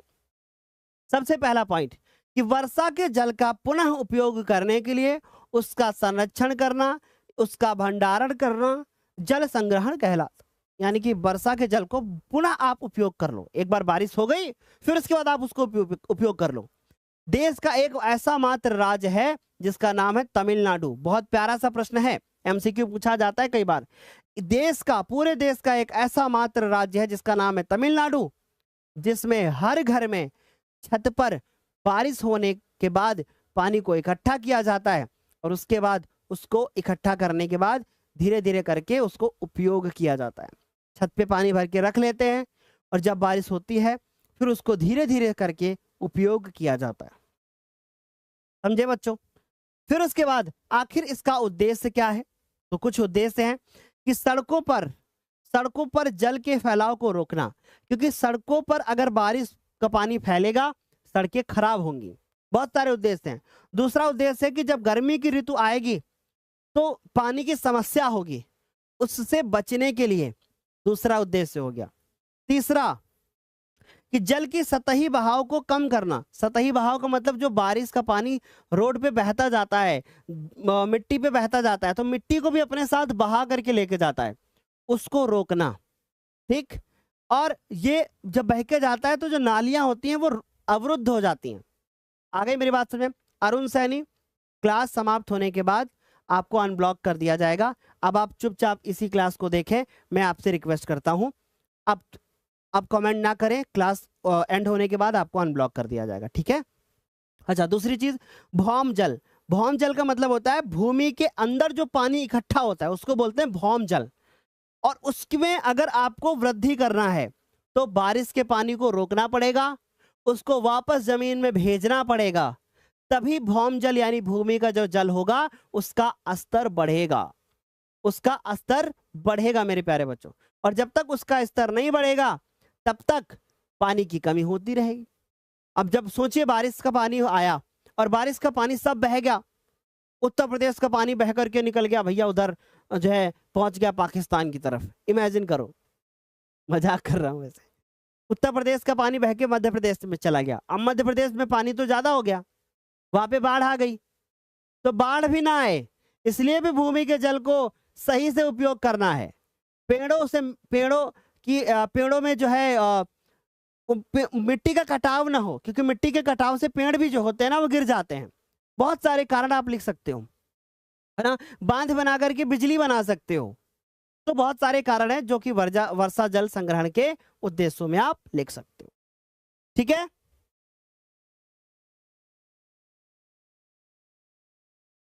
क्या यहां तक किसी बच्चे को कोई समस्या आराम से क्लियर हो गया? एक बच्चा लिख रहा है, सर आप बोलते हो कि हमारी क्लास में बच्चे कम हैं, लेकिन मुझे ऐसा लगता है कि आप पढ़ाने वाले जो है आप पढ़ाने वाले टीचर हो, ऐसा कुछ करके वो लिख रहा है। Thank you so much. अगला जो प्रश्न है हमारे पास वो 24 नंबर ये है कि महात्मा गांधी राष्ट्रीय ग्रामीण रोजगार गारंटी अधिनियम 2005 में पारित हुआ, और मेरे प्यारे बच्चों ये जो 2005 में आया इसके उद्देश्य क्या थे? अभी मैंने आपको मुंह से बोल करके बताया था कि महात्मा गांधी राष्ट्रीय ग्रामीण रोजगार गारंटी अधिनियम एक वित्तीय वर्ष में कम से कम 100 दिनों की गारंटीकृत मजदूरी या कहें कि गारंटीकृत रोजगार प्रदान करने का एक अधिनियम था, जिसको हम लोग शॉर्ट में मनरेगा बोलते हैं। ये जो अधिनियम था, इस अधिनियम का एक उद्देश्य था। क्या उद्देश्य था? कि 100 दिनों का रोजगार, 100 दिनों का रोजगार। पहली बात नोट कर लेना कहीं पर, 100 दिनों का रोजगार। दूसरा क्या था? दूसरा था कि 18 वर्ष से अधिक होनी चाहिए उम्र, 18 वर्ष से अधिक होनी चाहिए उम्र, उससे कम नहीं होनी चाहिए। तीसरा क्या था कि भैया 1/3 महिलाएं, 1/3 महिलाएं होनी चाहिए इसमें, ये होना चाहिए। फिर यह था कि अगर रोजगार नहीं दे पाए तो रोजगार भत्ता देंगे, रोजगार नहीं दे पाए तो रोजगार भत्ता देंगे मेरे प्यारे बच्चों, ये भी था। ठीक है, और साथ ही साथ और क्या था, और क्या था मेरे प्यारे बच्चों कि ये 2005 में क्या हुआ, 2005 में ये पारित हुआ, 2006 में ये लागू हुआ, परंतु पूरे भारत में नहीं लागू हुआ, 2008 में ये पूरे भारत में लागू हुआ, 2008 में पूरे भारत में क्या हुआ, लागू हुआ। तो ये कई सारे प्रश्न आपको मिल जाएंगे यहां से। फिर उसके बाद मनरेगा का एक और उद्देश्य है टिकाऊ संपत्ति, जैसे सड़कों को, कुओं को, तालाबों को, नहरों को, इनको निर्माण करना, यानी इनका निर्माण करना, तालाब खुदवाना। ठीक, आवेदक के निवास के 5 किलोमीटर भीतर रोजगार के अवसर उपलब्ध कराना, यानी कि अगर मान लीजिए आपका घर यहां पर है, आपके घर से 5 किलोमीटर दूर तक आपको रोजगार देना है, और कितने दिनों का, 100 दिनों का काम के एवज में न्यूनतम मजदूरी का भुगतान करना है, यानी आपको कुछ पैसा भी दिया जाएगा। आवेदन करने के 15 दिनों के अंदर आवेदक को काम अगर नहीं मिलता है तो उसे बेरोजगारी भत्ता भी मिलेगा, यानी उसको पैसा भी मिलेगा। ठीक है, और मनरेगा के अंतर्गत रोजगार को एक कानूनी अधिकार बना दिया गया। कानूनी अधिकार का मतलब कि भैया अगर हमको रोजगार नहीं मिला तो हम भत्ता लेंगे, सरकार हमें फ्री का पैसा देगी। भत्ता का मतलब क्या है, फ्री का पैसा देगी भैया सरकार हमें। तो हमने बहुत सारी बातें लिख दी, ये बोर्ड एग्जाम में पूछा जाएगा कि मनरेगा क्या है। आपको शॉर्ट में लिखना है कि भैया मनरेगा एक प्रकार का एक ऐसा अधिनियम है या एक प्रकार का ऐसा एक्ट है जो 2005 में लागू हुआ, 2006 में ये भारत के कुछ राज्यों में लागू हुआ, बाद में फिर ये पूरे भारत देश में 2008 में लागू हो गया। उसके बाद इसका एकमात्र उद्देश्य है कि 365 दिनों में 100 दिनों का रोजगार देना, और ऐसे व्यक्ति को देना जिसकी आयु 18 वर्ष से अधिक हो या 18 वर्ष हो। उसके साथ ही साथ मेरे प्यारे बच्चों, जिसमें 1/3 महिलाओं को रोजगार देना, यानी महिलाएं होनी चाहिए। साथ ही साथ ये रोजगार नहीं दे पाए तो रोजगार भत्ता देंगे। इतनी सारी बातें अगर आप लिख के आओगे तो आपको बहुत सारी चीजें, बहुत सारे नंबर आपको बोर्ड एग्जाम में मिल सकते हैं। आगे चलूं? अरे वाह, क्या बात है, बहुत बढ़िया, बहुत सारे बच्चों ने इसका करेक्ट आंसर दिया है। अरे वाह, क्या बात है। अच्छा, एक बात और भी बताते हैं कि अपना ये परिवार 1 मिलियन का हो चुका है, 1 मिलियन हम लोग हैं अभी। और एक जानकारी और भी देंगे कि अपना गोल्डन प्ले बटन आने वाला है, जो कि अभी डेट दिखा रहा है कि 9 तारीख को आएगा, लेकिन अगर लेट भी हुआ तो चिल्ड्रंस डे पर एक बड़ा सरप्राइज आपको मिलेगा। आपकी गोल्डन प्ले बटन आपको दिखाई जाएगी, है ना, यानी कि एक अवार्ड होता है जो आपका अवार्ड होगा। सिल्वर प्ले बटन अभी हमारे साथ यहाँ पे उपस्थित है, तो ये आपकी सिल्वर प्ले बटन है, आप इसको देख सकते हो। ठीक है, आप ये सामने देख रहे हो, ये दिख रहा है आपको कुछ, या आपका कंप्यूटर दिख रहा है? ये नीचे देखो, ऐसे ग्रीन कलर की मैट है, ये आपका कैमरा दिख रहा है इसमें कैमरा, तो ये आपकी सिल्वर प्ले बटन है। चलो भाई आगे चलते हैं। अगला जो प्रश्न है वो ये आया है भैया 6 नंबर का प्रश्न, सॉरी यस 6 मार्क्स का ये क्वेश्चन है। पूछा गया कि जालियांवाला बाग हत्याकांड घटना का वर्णन कीजिए और इसके क्या प्रभाव पड़े। तो पहले जरा ध्यान से सुनना। भारत देश में अंग्रेजों ने एक एक्ट लागू कर दिया जिसका नाम था रॉलेट एक्ट। ध्यान से सुनना मेरे प्यारे बच्चों, जब रॉलेट एक्ट आया तो उसका एक उद्देश्य यह था कि बहुत ध्यान से सुनना कि रॉलेट एक्ट का उद्देश्य यह था कि भैया भारतीय जो जनता है इसमें अगर जरा सा भी कुछ कमी पाई गई, कोई भी शैतानी करे, मतलब कोई भी समझ लो कि किसी प्रकार की कोई ऐसे काम करे जो ब्रिटिश सरकार को पसंद ना आए, उठा के जेल में डाल दो। तो मोतीलाल नेहरू जी ने कहा कि भाई ये तो काला कानून है, ऐसा नहीं होना चाहिए। ना कोई अपील, ना कोई दलील, ना कोई वकील, सीधा जेल। ऐसा तो नहीं होना चाहिए। अगर ऐसा हुआ तो हम इसका विरोध करेंगे। अब इसी का विरोध करने के लिए, इस रॉलेट एक्ट का विरोध करने के लिए पहुंच गए अमृतसर। वहां पे एक स्थान था जिसका नाम था जालियांवाला बाग। उस जालियांवाला बाग स्थान पे पहुंचे और कई सारे लोग थे, सैकड़ों की संख्या में लोग थे। जनरल डायर, जो उस समय पर ब्रिटिश सरकार का अध्यक्ष हुआ करता था, वो सकरी सकरी गलियों से आता है और बोलता है कि गोली चला दो। गोली चला दी गई। जब गोली चला दी गई तो वहां पे सैकड़ों लोग मारे गए। और इसका प्रभाव यह हुआ कि महात्मा गांधी जी जो चाहते थे कि भैया विरोध कर लो इन लोगों का और अभी ये सुधर जाएंगे, नाक रगड़नी पड़ी भारतीयों को जमीन पर। ब्रिटिश सरकार के हाथ जोड़ने पड़े। छोटे छोटे बच्चे, व्यक्ति मारे गए। सैकड़ों लोगों की जान चली गई। ये सारे प्रभाव हुए और फिर इसी जालियांवाला बाग हत्याकांड की वजह से असहयोग आंदोलन भी लागू कर दिया गया। महात्मा गांधी जी ने कहा कि हमारी पुस्तक में हमने लिखा था कि अगर हम भारतीय इन अंग्रेजों को कोई भी जो है साथ ना दे इनका, तो इनकी सरकार नहीं चल सकती। हम इनको कोई सहयोग नहीं करेंगे। असहयोग आंदोलन, असहयोग आंदोलन में बोला कि भैया अब हम इनकी दुकानों में कुछ खरीदेंगे नहीं, इनके यहाँ कुछ खाएंगे नहीं, इनके यहाँ अपने वकील नहीं भेजेंगे, इनके दफ्तर में काम नहीं करेंगे। ये सारे कारण थे। तो मैंने जब पूरी कहानी बता दी तो अब पीछे से मतलब क्या रह गया? सुन लो ध्यान से, सुन लो ध्यान से। क्या बताया कि 13 अप्रैल 1919 को अमृतसर में जालियांवाला बाग हत्याकांड घटना घटी। उस दिन जालियांवाला बाग हत्याकांड में गांव के लोगों की एक भीड़ इकट्ठा हो गई और भारतीयों को सीख देने के लिए जनरल डायर उस क्षेत्र में पहुंचा और बाहर निकलने के सारे रास्ते बंद करा दिए और उसके बाद निहत्थे लोगों के ऊपर गोलियां बरसाने का हुक्म दे दिया और सैकड़ों लोग इससे मारे गए। क्या घटना के प्रभाव हुए कि कई उत्तर भारतीय शहर के लोग सड़कों पर उतर आए, हड़तालें हो गई, पुलिस वालों के साथ संघर्ष हुए, सरकारी भवनों पर हमले भी किए गए। सरकार ने बहुत निर्दयी तरीके से जवाब दिया। सरकार कौन सी?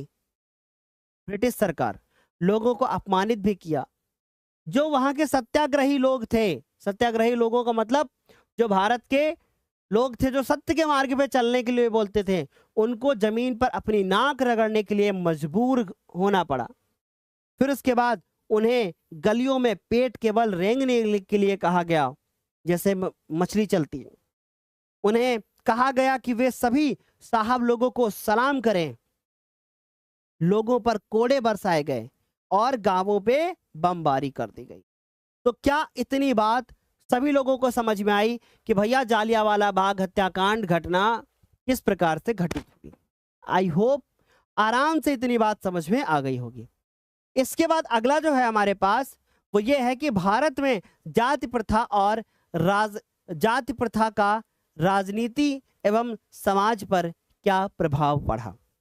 यानी कि भारत में जो जाति प्रथा आई, इससे राजनीति पर क्या प्रभाव पड़ा और समाज पे क्या प्रभाव पड़ा। अब देखो जरा ध्यान से, बहुत प्यार के साथ में कुछ बातें बोलना चाहूंगा और आप अभी छोटे हो और आपको सीरियस होना पड़ेगा हमारी इस बात से, इसलिए मेरी बात को जरा गौर से समझना। आप मुझे एक बात बताओ, अगर मैं आपके गांव में एंट्री करूं और मैं जाति का एक मतलब ऐसे समझ लो कि मैं ब्राह्मण हूं या मैं मुस्लिम हूं या मैं किसी भी जाति का हूं, हिंदू हूं, मुस्लिम हूं, सिख हूं, ईसाई हूं, तो मैं क्या चाहूंगा? मैं यही चाहूंगा ना कि जो भी सरकार बने वो हिंदुओं की बने, अगर मैं हिंदू हूं तो। अगर मुस्लिम हूं मैं तो मैं चाहूंगा कि जो भी सरकार बने वो मुस्लिम की बने। तो जाति प्रथा का राजनीति में कैसे असर आ रहा है कि एक राजनीतिज्ञ भी ये सोच रहा है, एक ये व्यक्ति जो समाज में चुनाव लड़ रहा है वो भी यही सोच रहा है कि भैया इन जातिवाद को बढ़ा दिया जाए जिससे चुनाव जीतना आसान हो जाए। कुछ एग्जांपल लेता हूं। भारत में एक सरकार, कोई भी हो सकती है, मैं किसी का नाम नहीं ले रहा, भारत में एक सरकार जो एक जाति समूह पर क्या करती है कि फॉर एग्जांपल एक जाति ने बोला कि भैया ये वाला मंदिर बनवा दो, इस मंदिर को बनवा देंगे तो जितना भी ब्राह्मण वर्ग है, जितना भी हिंदू समाज है, वो हमें वोट दे देगा। अब मुस्लिम कोई भी पहले से बना हुआ है, उसने कहा कि एक काम करते हैं, हम एक कोई बड़ी सी मस्जिद बनवा देते हैं, और अगर बड़ी सी मस्जिद कोई बनवा देंगे तो जितना भी मुस्लिम समाज है वो मुझे वोट दे देगा। या फिर कोई भी एक हिंदू समाज वाला एक व्यक्ति चुनाव में खड़ा है और वो मुस्लिम लोगों को उल्टा सीधा बोल रहा है, वो ये बोल रहा है कि भैया ये मुस्लिम लोग जो है ना, ये ऐसे करते हैं, ये वैसे करते हैं, देखो दूसरे राजनेता को वो ट्रोल कर रहा है कि देखो ये मुस्लिम लोगों का साथ देते हैं, हिंदुओं के बारे में कुछ नहीं सोचते। ऐसा क्यों कर रहा है वो? ऐसा वो इसलिए कर रहा है कि अगर हम एक जाति के ऊपर टिप्पणी करेंगे तो दूसरे जाति की वोट हमको मिल जाएगी। तो जाति प्रथा का किस प्रकार से राजनीति में काम हो रहा है आपने देख लिया। क्या देखा कि एक राजनेता ये सोच रहा है कि जाति के बल पे चुनाव जीत लिया जाए। तो यही चीज आपको शब्दों में लिखनी है। देश के किसी भी संसदीय निर्वाचन क्षेत्र में एक ही जाति का स्पष्ट बहुमत नहीं है। एक जाति, अगर भारत में सोचो सारे हिंदू होते तो कोई हिंदू में चुनाव में ऐसे खड़ा होता, कहता अपन तो जीत जाएंगे, हम हिंदू हैं भैया, बोलेंगे सब हिंदू हमको वोट दो, हमको दे देंगे। पर भारत में ऐसा नहीं है, बहुत सारी जातियां हैं, किसी का स्पष्ट बहुमत नहीं है। स्पष्ट बहुमत का मतलब, स्पष्ट बहुमत का मतलब इतनी वोट नहीं है कि 50% से ज्यादा हो कि वो चुनाव जीत लें। बहुत सारी जातियां हैं भारत में। प्रत्येक पार्टी को चुनाव जीतने के लिए एक से अधिक जातियों और एक से अधिक समुदाय के लोगों का विश्वास जीतना पड़ता है, जिसके लिए जाति प्रथा का वो फायदा उठाते हैं। वो नहीं चाहते कि भारत में जाति शब्द खत्म हो, क्योंकि अगर वो जाति शब्द खत्म हो जाएगा तो वो चुनाव कहां जीत पाएंगे। फिर दूसरी चीज, कोई भी पार्टी किसी एक जाति या समुदाय के सभी लोगों का वोट प्राप्त नहीं कर सकती। कई राजनीतिक पार्टियां एक ही जाति के उम्मीदवारों को प्रस्तुत कर सकती हैं। यानी कि कई राजनीतिक पार्टियां होती हैं, जैसे भारत में बहुत सारी राजनीतिक पार्टियां हैं, भारतीय जनता पार्टी है ना, भारतीय समाजवादी पार्टी, अलग अलग प्रकार की, बहुजन समाजवादी पार्टी है ना, बीजेपी, सपा, सब आपने जानते हो आप लोग, बसपा। तो बहुत सारी राजनीतिक पार्टियां हैं, और ये जो पार्टियां राजनीतिक हैं ये चाहती हैं कि भैया कोई भी भारत में ये जाति प्रथा ना समाप्त हो। ये समाप्त हुआ तो फिर चुनाव जीतना मुश्किल हो जाएगा, ठीक, क्योंकि हम एक जाति के ऊपर टिप्पणी करेंगे, दूसरे की वोट हमको मिल जाएगी। फिर उसके बाद भारत में जाति का समाज पे क्या प्रभाव पड़ा। भारत का सामाजिक ढांचा जो है वो जातिवाद पे आधारित है। कुछ सभी समाज में कुछ सामाजिक असमानताएं हैं, और किसी ना किसी तरह का श्रम विभाजन भी मौजूद होता है। सामाजिक असमानताएं का मतलब, कि भैया यहाँ पे हिंदू है, मान लो, अब हिंदू में भी कई लोग बटे हुए हैं, ब्राह्मण हैं, ठाकुर हैं, वैश्य हैं, ऐसे बटे हुए हैं। अब कुछ लोग ऐसे हैं जो कैसे हैं बेटा, जो एससी कैटेगरी में आते हैं। अब बोलेंगे कि भैया ये मजदूरी कर सकते हैं, इसके अलावा कुछ नहीं कर सकते। एक एग्जांपल दे रहा हूं मैं, है ना, या मैं ब्राह्मण हूं, मैं मजदूरी नहीं करूंगा, या मैं मुस्लिम हूं तो मैं इस फैक्ट्री में काम नहीं करूंगा। यानी ये सामाजिक असमानताएं हैं जो सिर्फ किसकी वजह से हो रही हैं, जाति की वजह से हो रही हैं। और कह रहे कि और ना ही किसी न किसी तरीके से श्रम का विभाजन भी मौजूद होता है। श्रम विभाजन का मतलब वही जो मैंने काम करने वाली बात बताई कि भैया मैं हिंदू हूं, मैं मजदूरी क्यों करूं, ये तो एससी कैटेगरी वाले लोग करेंगे, ये तो ओबीसी कैटेगरी वाले लोग करेंगे, मैं क्यों करूं मजदूरी। तो इस प्रकार का श्रम विभाजन भी जाति की वजह से भारत जैसे देश में अभी भी है।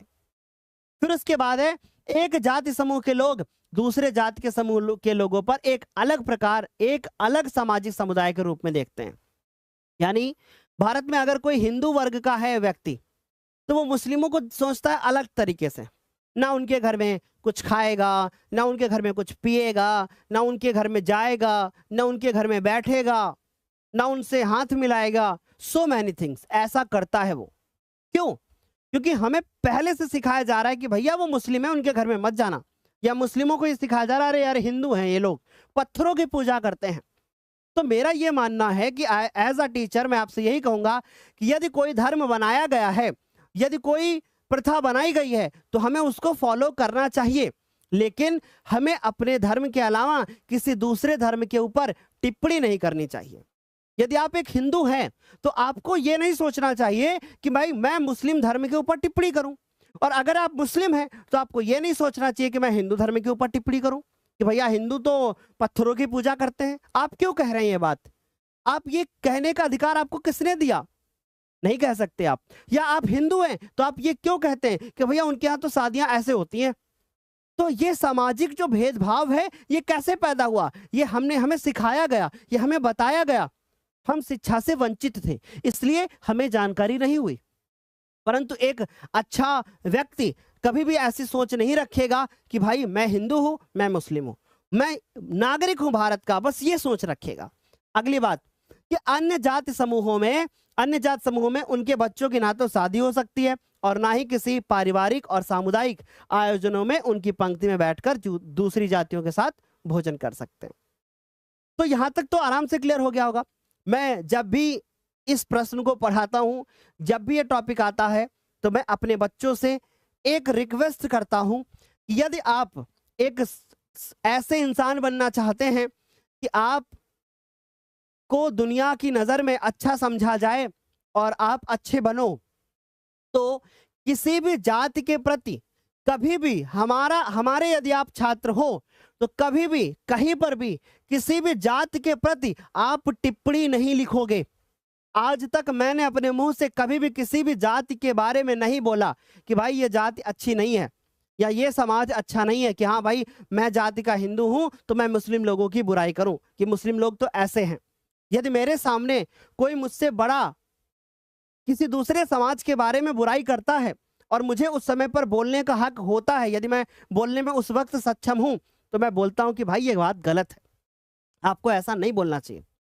तो मैंने अक्सर ये चीज नोटिस करी है कि भैया वो लिखेंगे कि ऐसे लिखते हैं जय भीम, हिंदू या कुछ कट्टर हिंदू अपने नाम के आगे लगा लेंगे, या कुछ लोग मुस्लिम होते हैं तो वो वो चीजें अपने धर्म का दिखावा करते हैं।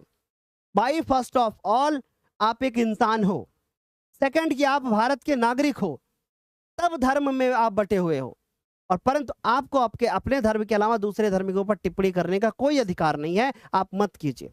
यदि आप ऐसा करते हो तो आप अपनी नजर में गिर जाओगे। चलो भाई, तो यहां तक तो ये प्रश्न समझ में आया। आगे चलते हैं मेरे प्यारे बच्चों, और ये हमेशा याद रखिएगा, एक टीचर होने के नाते यदि मेरी बातें आप अपने पिताजी को, अपनी माताजी को भी सुनाओगे तो वो ये नहीं कह सकते कि टीचर गलत बता रहे हैं, नहीं कह सकते। किसी एक धर्म के बारे में गलत सोचना आपकी गलती है, ठीक है। आपके संस्कार बताते हैं उस वक्त कि आपको क्या चीज सिखाई गई है यदि आप एक धर्म के बारे में टिप्पणी करते हो तो। नेक्स्ट क्वेश्चन है बेटा कि भारतीय अर्थव्यवस्था में कृषि का क्या महत्व है? बेटा कृषि का सबसे बहुत बड़ा महत्व है भारतीय अर्थव्यवस्था में, क्योंकि भारत में अगर कृषि नहीं होती तो आज भारत कृषि प्रधान देश नहीं कहलाता, आज भारत गरीब देश होता। क्योंकि अंग्रेज जब इस भारत देश को, इस सोने की चिड़िया को लूट करके लेके चले गए थे तो भारत में कुछ नहीं बचा था।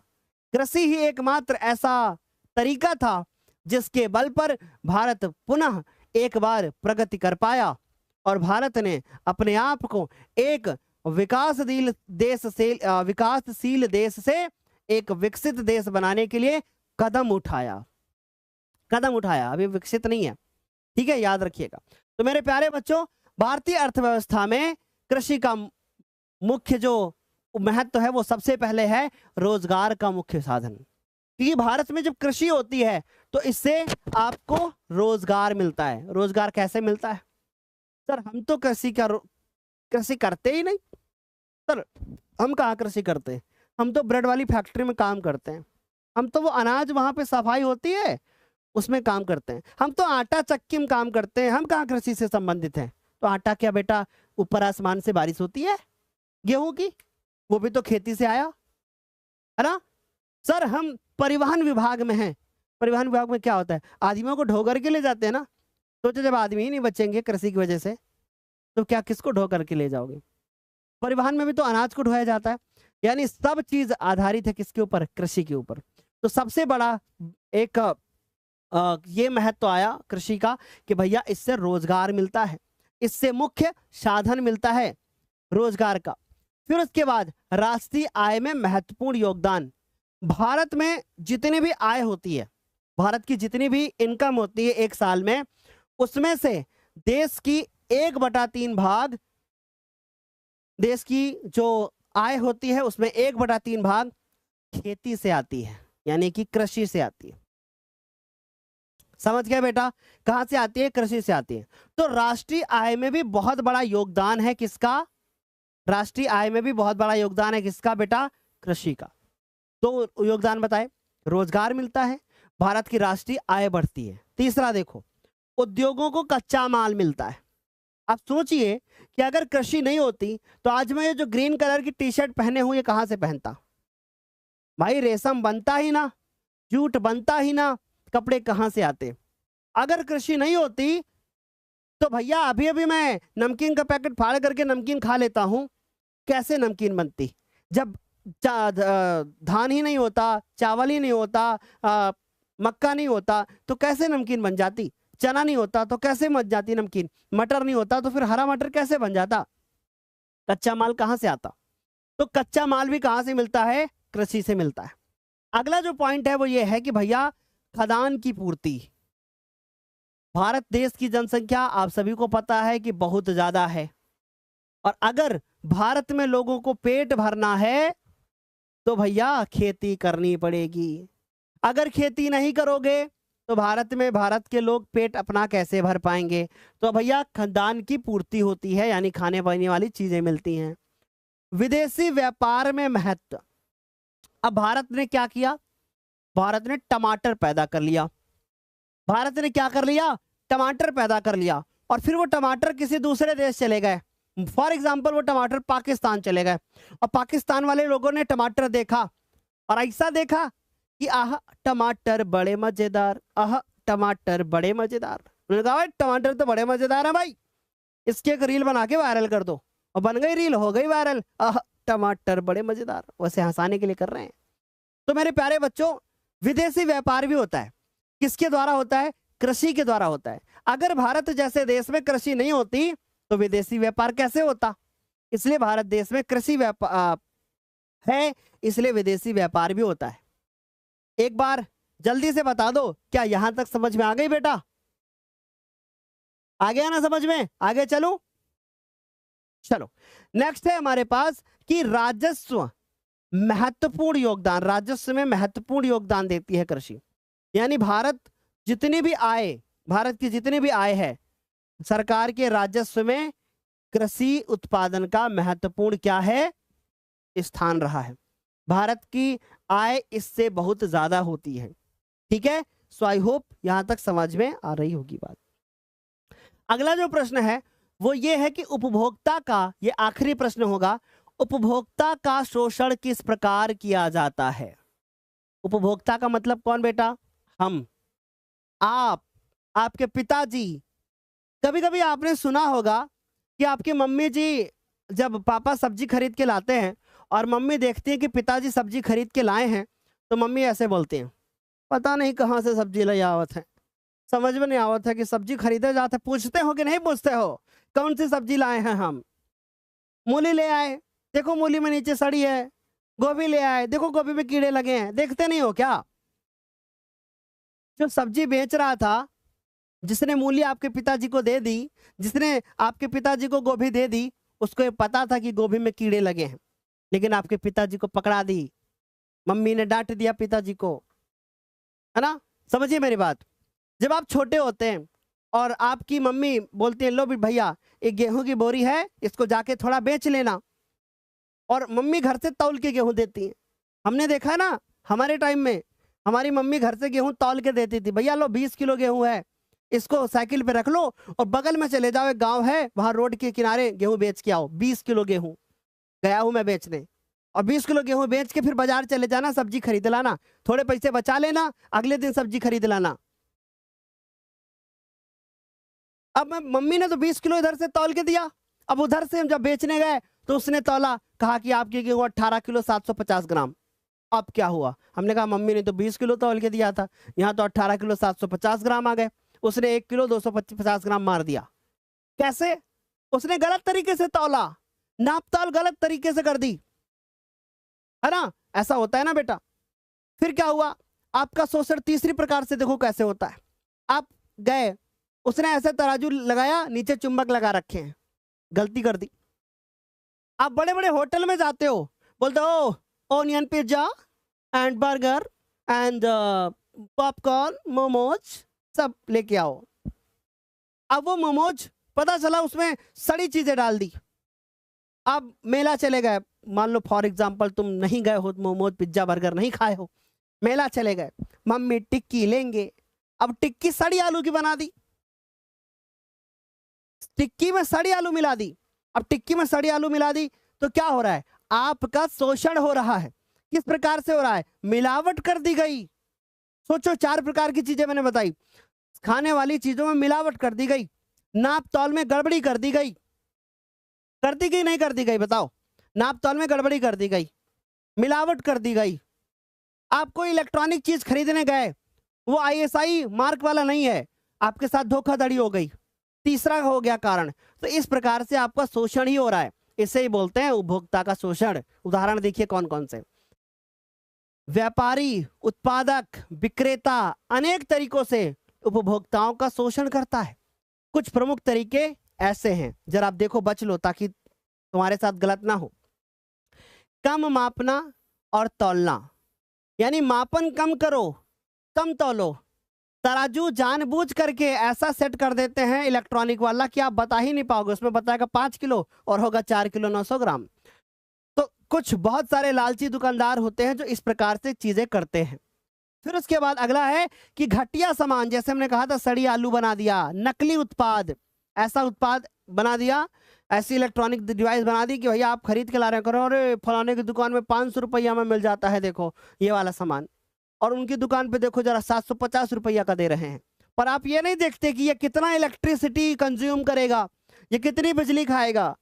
सर जी 1.5 टन की एसी इतनी बिल खाती है और 1 टन की एसी इतना बिल खाती है, लेकिन सर जी 1.5 टन की दूसरी कंपनी की एसी है ना, तो सर जी वो बोल रहे थे कि जल्दी ठंडा कर देगी। कितनी बिजली खाएगी आपको जानकारी है? नहीं। आप पंखा खरीदने जाते हो छत के ऊपर वाला, आप छत के ऊपर वाला पंखा खरीदने जाते हो, कभी देखते हो कितने कितने इसमें कितने वोल्टेज, कितनी पावर, कितने घंटे में इसके कितना बिल आएगा? नोटिस करते हो कभी? नहीं। अरे बोलते हो अरे फलाने की दुकान में 1300 रुपया का था, उनकी दुकान पे 1600 रुपया का था, 1600 वाला महंगा है, 1300 वाला सस्ता है। कभी सोचा आपने कि 1600 वाला इसलिए 1600 रुपए का है, क्यों वो 300 रुपए महंगा है? इसलिए क्योंकि भैया उसमें कम बिजली खर्च होगी। So many things. आगे बच्चों हमारे पास है कि अधूरी और गलत जानकारी। जैसे मैंने अभी बताया कि बहुत सारे ऐसे उत्पादक होते हैं, बहुत सारे ऐसे विक्रेता होते हैं जो गलत जानकारी देते हैं और गलत जानकारी के कारण अपने प्रोडक्ट को वो सेल करते हैं। मुझे नहीं लगता कि यहां तक किसी बच्चे को कोई दिक्कत होगी। उसके बाद है कुछ उपायों की अवहेलना करना, यानी कि जैसे प्रेशर कुकर में खराब सेफ्टी वाल्व के लगे होने से भयंकर दुर्घटना हो सकती है। तो आप सोचो कि उपभोक्ता अपने लालच के चक्कर में सुरक्षा उपायों की अवहेलना कर देते हैं। सस्ता कुकर बेच दिया, परंतु उससे आपकी जान जा सकती थी, पर आपने नहीं सोचा, आपने सोचा कि उनकी दुकान में सस्ता मिल जाता है, बार्गेनिंग कर लेंगे। आपने ISI मार्क वाला नहीं खरीदा, आपकी भी कमी है। तो मुझे नहीं लगता कि अब आपको ये दिक्कत होगी कि सर कैसे कैसे आपने देखा कि किस प्रकार से एक उपभोक्ता का शोषण होता है। एक बार जल्दी से बता दो कि क्या आप लोगों को समझ में आया। अब मैं आपको एक बात बताता हूं कि सोशल साइंस में क्वेश्चंस कैसे लिखें, सोशल साइंस में आंसर कैसे लिखें। अब आपको मैं एक छोटी सी ट्रिक बताता हूं।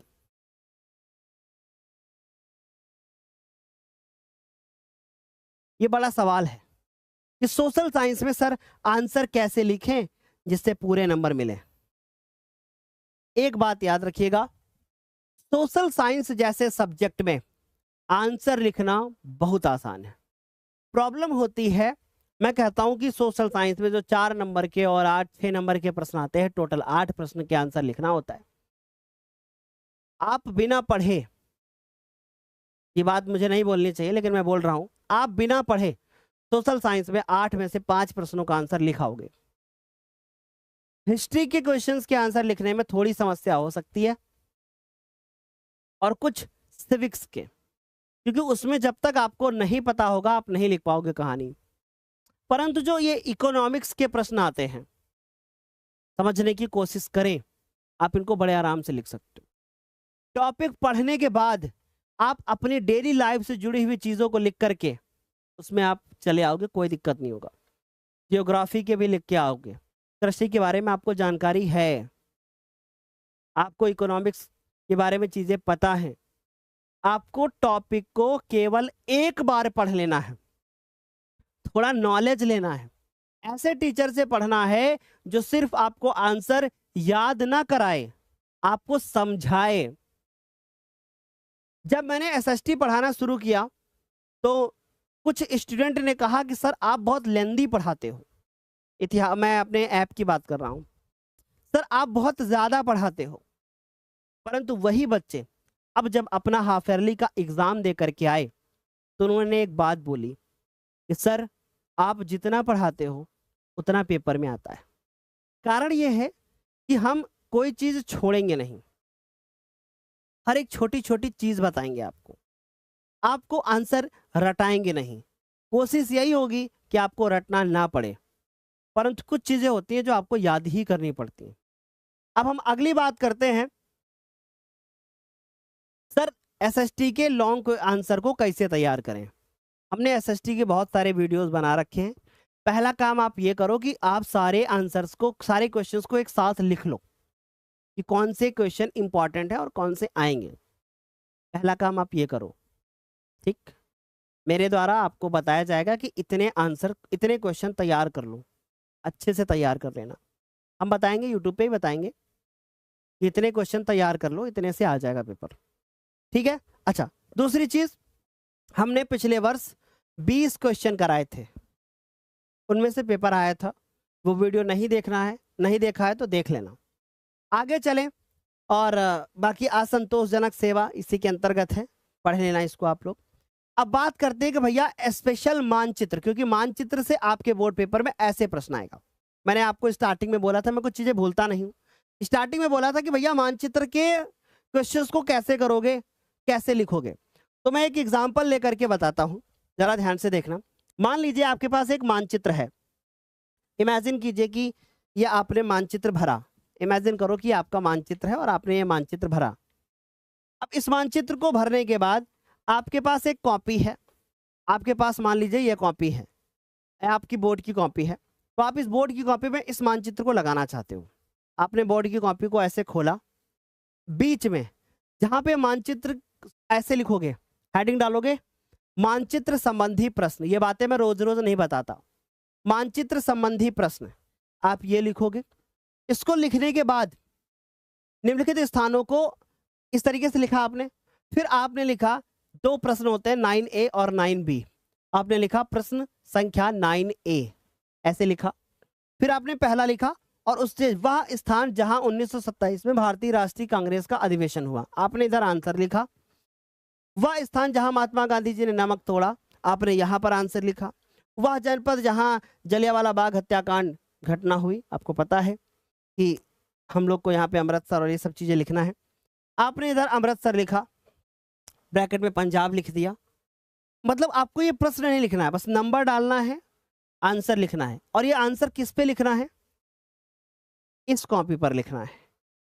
और यहीं पे इस तरफ आपको एक, इस तरफ आपको दूसरा, यानी 9A वाला इधर, 9B वाला इधर, और बीच में ये आपका पेपर होगा, जो मानचित्र होगा। दो मानचित्र आप भरोगे, इसको यहां पर ऐसे लगाना है, और छेद करने के बाद उसको धागे से बांध देना है। याद रखिएगा, इस पेपर को आगे और पीछे नहीं बांधना है, कॉपी के बीचों बीच में ऐसे करके बांधना है। इन केस अगर ये पेपर आपका जो आपने इसमें लगाया है मानचित्र वाला, मान लीजिए कि वो ऐसे निकला हो साइड से, तो आप इस कॉपी को फिर से खोलें, इसको यहाँ से ऐसे मोड़ दें और मोड़ने के बाद आप इसको इस तरीके से बराबर करें। इधर से नहीं निकलेगा, ये मुझे पता है, इधर से नीचे से निकल सकता है, तो आप नीचे से इसको इस तरीके से मोड़ दें और एक एक करके मोड़े। पहले आप एक मोड़े, फिर दूसरा ऊपर से मोड़े, ऐसे नहीं कि दोनों एक साथ ऐसे मोड़ दो। अब जब आपका एग्जामिनर कॉपी आपकी चेक करेगा तो वो उसको सीधा कर लेगा, ठीक? जब कॉपी चेक करेगा तो उसको सीधा कर लेगा। इससे फायदा क्या होगा कि आपका पेपर फटेगा नहीं, वो खींचेगा नहीं और आपकी कॉपी सेफ रहेगी। जब वो चेक करेगा एग्जामिनर कॉपी आपकी, तो कॉपी चेक करने वाला टीचर को पता होगा कि भैया यहाँ पे पेपर लगा है। ये चीज़ आपको करनी है। अगर ऐसा आप करोगे तो आपका ये मानचित्र जो होगा वो फटेगा नहीं, ठीक है? सो आई होप मेरा ये सजेशन आपको काम आएगा और आप ऐसे करो, ठीक है? तो अब मुझे बताओ, क्या ये बात सभी को समझ में आ गई? अच्छा, दूसरी चीज़, आगे मैं अभी आप लोगों की कमेंट लूंगा। सर सेम यही हमारे फेयरली में आया था, एक बच्चा कमेंट कर रहा है, बहुत बढ़िया, और यही आएगा। तो 9A वाला पूरा आपको प्रश्न दिखा देता हूं और 9B वाला आपको पूरा प्रश्न दिखा देता हूं। यहाँ कुछ चिन्ह बने होंगे, वो मेरे द्वारा नहीं बनाए गए, वो चिन्ह आपको दिखाने हैं मानचित्र पे। लेकिन अगर मानचित्र एक दिन का खेल नहीं है, आप चाहते हो कि मानचित्र हम रोज रोज ना पढ़ें, एक बार पढ़कर खत्म करें, तो आप ये सर्च करिए मैप। क्या सर्च करोगे? मैप बाय ज्ञानोदय के गुरुजी। बस आप इतना सर्च करो, मैप बाय ज्ञानोदय के गुरुजी। आपके सामने एक ये वाला वीडियो आएगा, पहले ये वाला वीडियो देखना और बाद में ये वाला वीडियो देखना। इस वीडियो को लगभग 6 लाख लोगों ने देखा है। इस वीडियो को देख लोगे तो इस वीडियो का शुरू का 10 मिनट आपको नहीं देखना है, 10-12 मिनट के बाद आप वीडियो स्टार्ट करो जहां से प्रश्न बताना मैंने शुरू किया है। बाकी आप स्पीड में देख लोगे तो कोई दिक्कत नहीं। ये दोनों वीडियो अगर आप देख लोगे तो मानचित्र का काम पूरी तरीके से हो जाएगा। आपको मानचित्र का एक भी प्रश्न करने में कोई समस्या नहीं होगी। इन दोनों वीडियोस को आपको देखना है, ठीक है? आ गई मेरी बात समझ में? अब हम लोग चलिए इस क्लास को यहीं पे समाप्त करते हैं। एक जानकारी और भी देनी है कि अंतिम 3 महीने में कैसे करें तैयारी, ये वीडियो इस चैनल पे आपको मिल जाएगा। उस वीडियो के अंतर्गत हमने आप सभी को एक बैच लॉन्च करके दिया था जिसका नाम था अंतिम बैच, जिसमें ऑफर 31 अक्टूबर तक था, परंतु उस ऑफर को बढ़ा करके अब 8 नवंबर तक ऑफर कर दिया गया है। क्यों किया गया है? क्योंकि दिवाली में बहुत सारे पेरेंट्स के पैसे खर्च हो गए थे, तो वो अंतिम बैच को नहीं ले पाए थे। अभी भी जो अंतिम बैच है वो आपका 799 में है।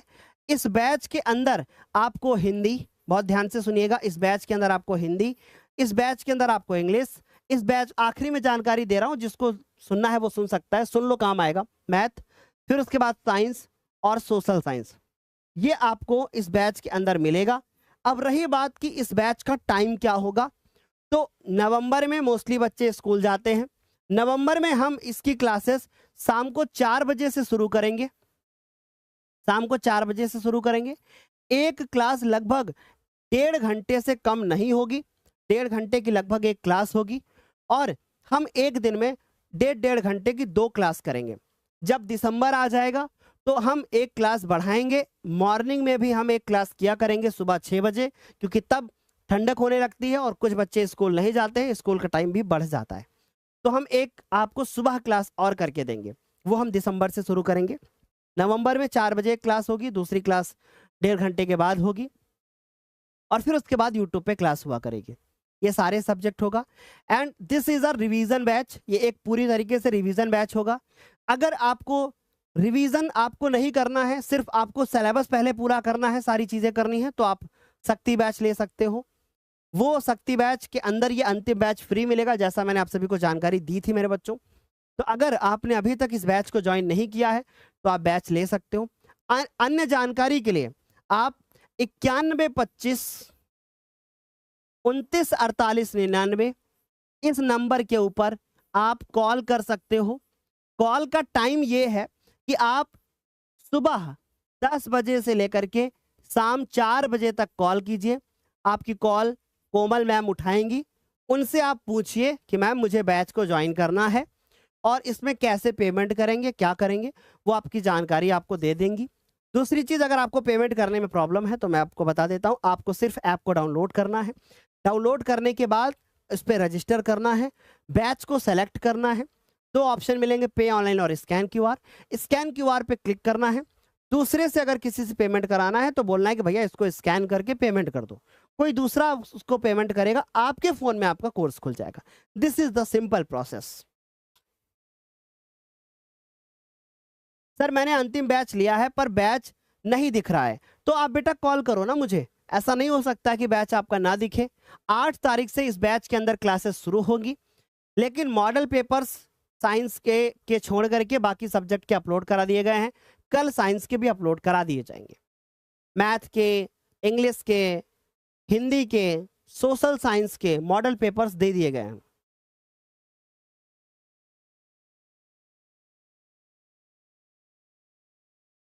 हाँ, दूसरी चीज बता देते हैं कि जो भी क्लासेस इस ऐप के अंदर होंगी वो लाइव होंगी।